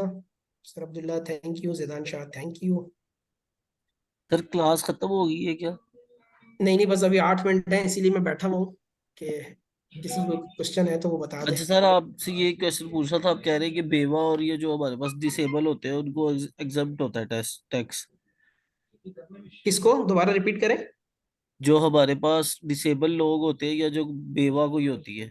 हाँ हाँ, उनको इनकम रिटर्न नहीं फाइल करना होता, उनको रिटर्न ऑफ इनकम फाइल नहीं करना होता सेक्शन 114 के तहत। सर अगर वो कोई बिजनेस करते हैं और अच्छी खासी इनकम करते हैं तो वो फिर टैक्स पे नहीं करेंगे? यार इसमें ना थोड़ा सा कंफ्यूजन है। देखिए अगर वो विडो का स्टेटस है उसके पास तो वो डिपेंड करता है, उसकी इंटरप्रिटेशन ली जाती है। लॉ का लीगल लेकुना है कि उनको कवर इस तरह करना चाहिए कि यार अगर विडो है या डिसेबल्ड पर्सन है तो उसको नहीं करना चाहिए, लेकिन लोग उसकी इंटरप्रिटेशन का गलत फायदा उठाते हैं। अगर टू बी वेरी ऑनेस्ट और वर्डिंग को देखा जाए तो नहीं करना चाहिए, लेकिन अगर उसकी इनकम जनरेट हो रही है तो उसे रिटर्न तो फाइल करना चाहिए, क्योंकि उसके ऊपर टैक्स तो लगेगा। लेकिन वो रिटर्न ऑफ इनकम की उसके ऊपर जाते हैं कि यार हमें तो इतना एग्जाम्पशन दी हुई, तो हम रिटर्न क्यों फाइल करें। सर मैं एक ऐसे पर्सन को जानता हूँ जिनको बिल्कुल नजर नहीं आता, उनका बाद की एज में आके ना ब्लाइंडनेस का इशू हो गया है। तो अब उनके पास बहुत ज्यादा डिस्ट्रीब्यूशन है, तो वो तो अच्छी खासी इनकम करते हैं। देखिए तो उस केस में वो जाहिर सी बात है पहले से रजिस्टर्ड होंगे ना, पहले से जी रजिस्टर्ड होंगे, पहले से चीजें दे रहे होंगे, तो अब तो उनको अपने एनटीएन के ऊपर ही उन्होंने किसी को बिठाया होगा ना अपने बिहाफ पे। वो बिजनेस कैरी कर रहे होंगे, रन कर रहे होंगे, तो उन्होंने चलाया होगा, तो उस केस में तो उनको देना चाहिए और वो दे भी रहे होंगे। एक ऐसा शख्स है जो पहले दिन से ही डिसेबल्ड है, देखिए लॉ की जो इंटेंशन है ना उसको समझें। लॉ कह रहा है कि यार एक शख्स माजूर है, वो क्या इनकम जनरेट करेगा। जैसे मिसाल के तौर पे एक शख्स है, वो पोलियो का, उसको अल्लाह माफ करे कि वो मर्ज लाहक है और वो पोलियो की वजह से न चल रहा फिर रहा है, तो उसके ऊपर अब हम कैसे कहते हैं कि यार उसके ऊपर उसको रिटर्न ऑफ इनकम फाइल करना है। अगर गवर्नमेंट उसको कोई ग्रांट देती है और वो अच्छी खासी ग्रांट उसको किसी साल में मिल जाती, तो क्या हम कहेंगे उसको रिटर्न फाइल करना है? नहीं। लॉ की जो इंटेंशन है ना, लॉ जिस मकसद से जिस नियत से बनाया हुआ है वो ये है कि एक माजूर शख्स है, उसको कोई मिसाल के तौर पे बेचारा वो क्या काम करेगा कि उसको रिटर्न फाइल करना हो, तो उसको उन्होंने एक्सक्लूड किया। लेकिन लोग इसकी गलत इंटरप्रिटेशन लेते हैं और गलत तरीके से इसको ले लेते हैं कि यार एक शख्स हो गया तो उसको भी कहते हैं कि यार इसको तो रिटर्न फाइल ही नहीं करना, तो उसको भी हटा दो। तो ऐसा नहीं है। शाह भी सही है, हमारी जो आगे सब। एडमिन की टीम है, हमारे फेसबुक पेज हैं, सोशल मीडिया के ऊपर हमारे मुख्तलिफ चैनल्स हैं, हमारी प्रेजेंस है, वहां पे आप लाइव करें हमें, आपको पता चल जाएगा हमारा नेक्स्ट कोर्स जो है वो कब लॉन्च हो रहा है। सर इस कोर्स के एंड पर हम beginner level tax practice start कर सकेंगे टेक्नो, इंशाल्लाह सर बिल्कुल कर सकेंगे। ना सिर्फ कर सकेंगे बल्कि आप लोगों के साथ डिस्कशन में भी इन्वॉल्व हो सकेंगे। मोहम्मद शुकेब, यारो, अली अब्दुल्ला, शहराज परवेज, आप लोगों ने हैंड रेस किया हुआ है, तो आप लोग पूछ लें अगर आप लोगों को कुछ पूछना है तो। सर मेरा एक क्वेश्चन है। जी। क्वेश्चन ये है कि हमारे पास जो बैंक के नुमाइंदे आते हैं वो कहते हैं कि आप म्यूचुअल फंड में इन्वेस्टमेंट करेंगे तो आपका इनकम टैक्स कम हो जाएगा। ये क्या साइंस होती है, प्लस इसको हम टैक्स फाइल करते हुए कहाँ पर रिपोर्ट कर रहे होते हैं? Thank you sir. सर इसमें ये होता है कि जो आप इन्वेस्टमेंट करते हैं शेयर्स में, लिस्टेड कंपनीज में, म्यूचुअल फंड्स में, तो उस पे आपको जो है वो एक टैक्स क्रेडिट मिलता है। ठीक है। तो टैक्स क्रेडिट मिलने की सूरत में ये होता है कि आपका जो साल के आखिर में चालान बनना होता है ना रिटर्न के साथ, लेट अस सपोज वो 10,000 का बनना था, अब इस क्रेडिट की वजह से वो आपका चालान 6,000 का बनेगा। उसकी एक बाकायदा कैलकुलेशन होती है, चीजें देखी जाती हैं, किस इन्वेस्टमेंट में किया है और क्या उसके ऊपर कितने अमाउंट की इन्वेस्टमेंट की है, क्या टैक्सेबल इनकम थी, पूरी कैलकुलेशन करने के बाद आपको उसका टैक्स क्रेडिट मिलता है। तो वो जो रिटर्न के साथ आप एक पीएसआईडी का चालान बना के बैंक में जमा करवाते हैं ना, वो चालान का अमाउंट कम हो जाता है। तो ये वो बात कर रहे हो। सर मेरा एक क्वेश्चन है, थोड़ा सा हटके है, बट इसमें मैंने पूछना था कि क्या टैक्स का फिनटेक के साथ कोई ताल्लुक है? किसके साथ? फिनटेक के साथ। Fintech stands for? सर ये जो टेक्निकल इंस्टीट्यूट टूल्स यूज होते हैं जो कि ऑनलाइन मुख्तलिफ, जिस तरह जैज कैश है या ये सारी सर्विसेज दी जाती हैं, तो फिर ये टेक्नोलॉजी बेस्ड जो ट्रांसफर ऑफ अमाउंट है, इसके अंदर टैक्स का क्या रोल है? देखें, इसके अंदर ऐसा है कि मिसाल के तौर पे कि टैक्सेशन के ऊपर देखा जाएगा कि किस शख्स की टैक्सेशन है। लेट अस सपोज एक हमारे एरिया के अंदर बैठा हुआ बंदा, वो ऑनलाइन जो है ना वो इजी पैसे से अकाउंट ट्रांसफर करता है, लोग जाते हैं उसको अपना कोड दिखाते हैं और उससे पैसे रिसीव कर लेते हैं जिसने भी उनको भेजे होते हैं। ये शख्स बीच में एज अ इंटरमीडियरी काम कर रहा होता है। तो ये एक तरह से फाइनेंशियली जो है वो टूल इस्तेमाल करते हुए लोगों की रेमिटेंस के अंदर उनको फैसिलिटेट कर रहा है। तो जाहिर सी बात है, इसको इजी पैसा वालों ने, जैस कैश वालों ने एक अमाउंट के ऊपर रखा होगा, कमीशन के ऊपर रखा होगा। वो जो कमीशन का अमाउंट इसे मिल रहा है, वो कमीशन का अमाउंट इसके लिए टैक्सेबल है, उसकी टैक्सेशन होगी। ठीक। बाकी रही बात, अगर आप ये पूछ रहे हैं कि जैस कैश वगैरह क्या है, वो तो जैस कैश का नॉर्मल रूटीन का ट्रांसफर है। जैसे बैंकिंग कंपनीज में लोग डिपॉजिट करवाते हैं, लोन लेते हैं, लेकिन बैंक की जो अपनी इनकम होती है उस पे जो है वो टैक्स लगता है। तो the same goes with the financial tools के, फाइनेंशियल टूल्स के थ्रू जो रेमिटेंस हो रही है, वो रेमिटेंस पे टैक्सेशन नहीं है, वो जिसकी इनकम हो रही है उसके ऊपर वो टैक्सेशन होगी। Okay sir, thank you. जी, एनीवन एल्स? अच्छा सर, मुझे एक क्वेश्चन करना था। जी। सर, अगर मैं मतलब दुबई में अपना बिजनेस कर रहा हूँ और मेरा एनटीएन यहाँ पाकिस्तान में बना हुआ है और मैं कोई चीज खरीदता हूँ, लाइक कोई गाड़ी खरीदता हूँ या कोई प्रॉपर्टी खरीदता हूँ, तो उस पे टैक्स मुझे लगेगा? और लगेगा तो कितना लगेगा? सर देखें, आप सबसे पहले फाइल तो ये देखें कि आप पाकिस्तान में मतलब रेजिडेंट हैं। नहीं, मैं रेजिडेंट मतलब रहने वाला यहीं का हूँ, लेकिन मैं दुबई में रहता हूँ और कारोबार वहीं पे करता हूँ, तो, साल पूरा उधर ही रहता हूँ। और अगर आता हूँ 1 महीने के लिए आता हूँ, 30 दिन के लिए, 15 दिन के लिए, 20 दिन के लिए, हम्म। तो तो मुझे सर वो देखें, सबसे पहली बात तो ये कि आप नॉन रेजिडेंट हो गए। ठीक। जब ठीक नॉन है। रेजिडेंट हो गए तो नॉन रेजिडेंट के ऊपर टैक्स का रिटर्न फाइल करना जरूरी है to the extent of Pakistan source income. ठीक है।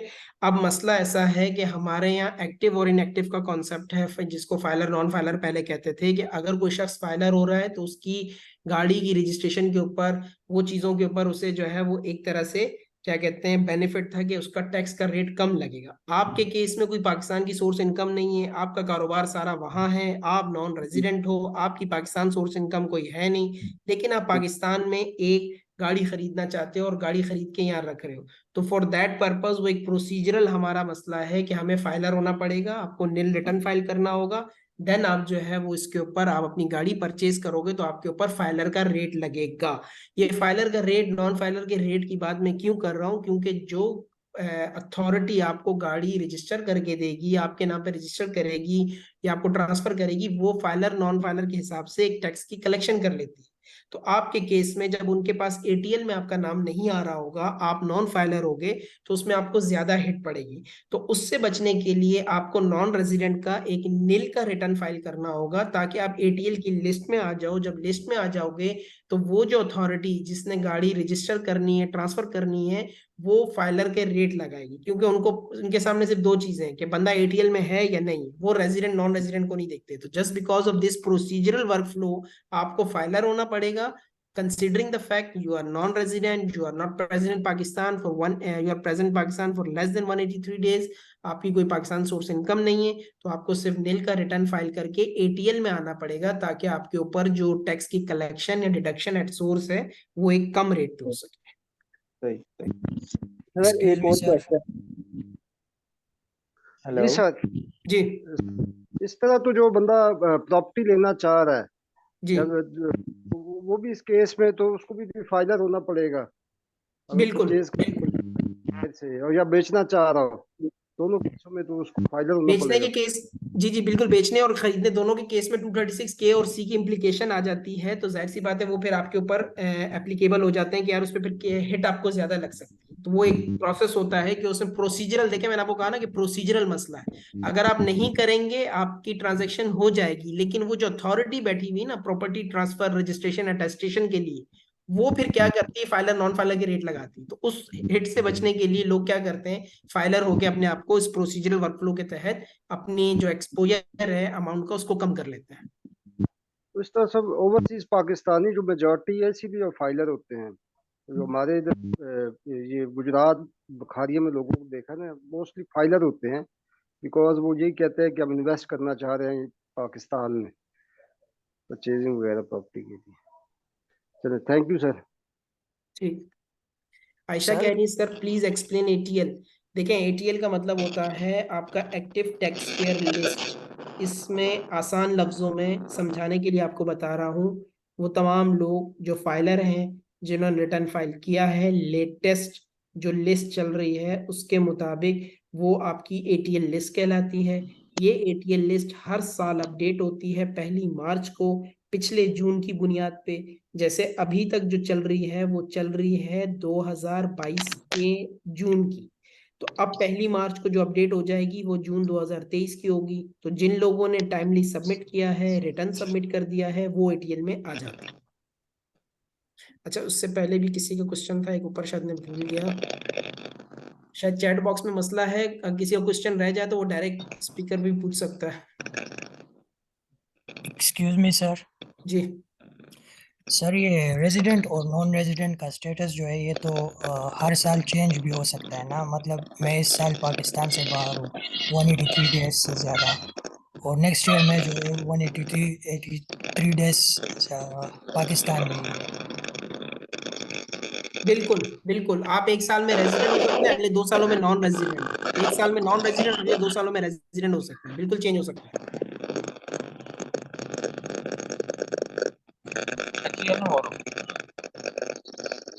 हेलो, ये म्यूट कर दें, किसका है ये माइक ऑन?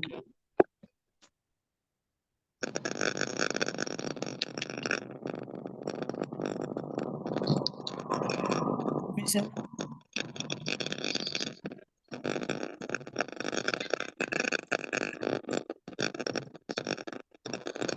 अच्छा, ये मोहम्मद सर दानिश एम है आई आई थिंक, जो पूछ। Sir hello. Am I audible? नहीं नहीं, अभी भी डिस्टॉर्शन है आपके एंड से बॉस। सर ये मेरे एंड से नहीं है, जुल्फिकार साहब है इनके एंड से है।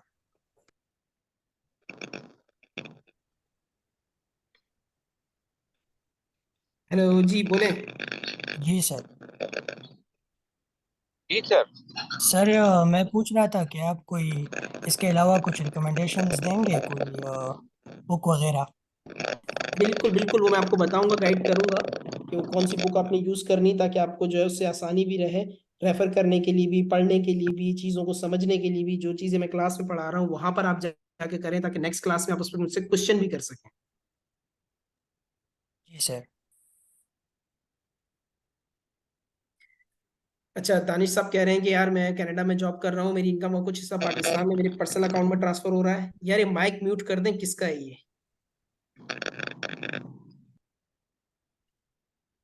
पाकिस्तान में मैं पर्सनल अकाउंट में ट्रांसफर कर रहा हूँ, क्या मैं रिटर्न फाइल करूंगा और इस इनकम का टैक्स मुझे पे करना पड़ेगा? देखें, दो चीजें हैं। अगर आपकी कोई पाकिस्तान सोर्स इनकम है और आप नॉन रेजिडेंट हैं तो भी आपको रिटर्न फाइल करना है। आप नॉन रेजिडेंट हैं, आपको पाकिस्तान सोर्स इनकम है, तो आपको रिटर्न फाइल करना है। ठीक। आप रेजिडेंट हैं, आपकी इनकम बाहर से आ रही है, तो भी आपको रिटर्न फाइल करना है। आप कह रहे हैं मैं कनाडा में जॉब कर रहा हूं, तो क्या आप पाकिस्तान में 183 डेज से ज्यादा प्रेजेंट होते हैं तो आप रेजिडेंट पर्सन है। रेजिडेंट पर्सन है तो कनाडा से आपको जॉब की सैलरी मिल रही है, वो आपकी टैक्सेबल हो जाएगी फॉरेन सोर्स इनकम के तौर पे, और उसकी टैक्सेशन होगी। आप पाकिस्तान में 183 डेज मौजूद नहीं है, लेकिन आप बाहर ही रहते हैं और सिर्फ आप अमाउंट भेज रहे हैं बैंक के अंदर, अगर ये आपका केस है, और आप अपनी मिसाल के तौर पे किसी फैमिली मेंबर के बैंक अकाउंट में पैसे ट्रांसफर कर रहे हैं, तो इसके ऊपर कोई टैक्स नहीं देना होगा, कंसीडरिंग द फैक्ट जो ये मैं बात कर रहा हूं आपके मैसेज को पढ़ते हुए।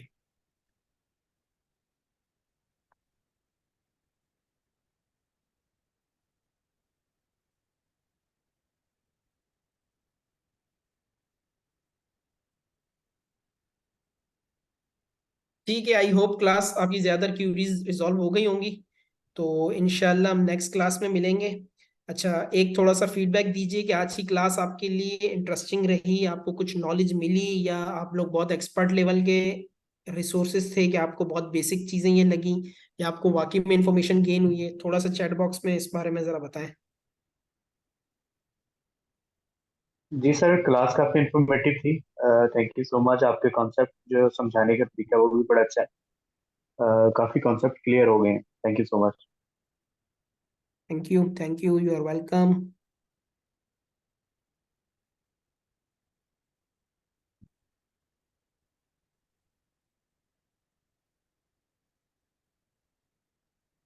चलें जी, ठीक है। फिर इंशाल्लाह नेक्स्ट क्लास में मुलाकात होती है आप सब लोगों के साथ, और आई होप कि हम लोग जो है वो मजीद इसी तरह की इंफॉर्मेशन एक्सप्लोर करेंगे दोनों एंड से, और मजीद प्रोसीड करेंगे। नेक्स्ट क्लास की जो टाइमिंग्स होंगी, जो लिंक्स होंगे, वो आप लोगों से शेयर कर दी जाएंगे। तब तक के लिए अपना ख्याल रखिएगा। ओके क्लास, अल्लाह हाफिज।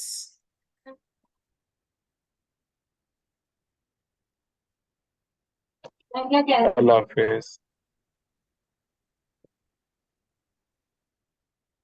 अल्लाह हाफिज।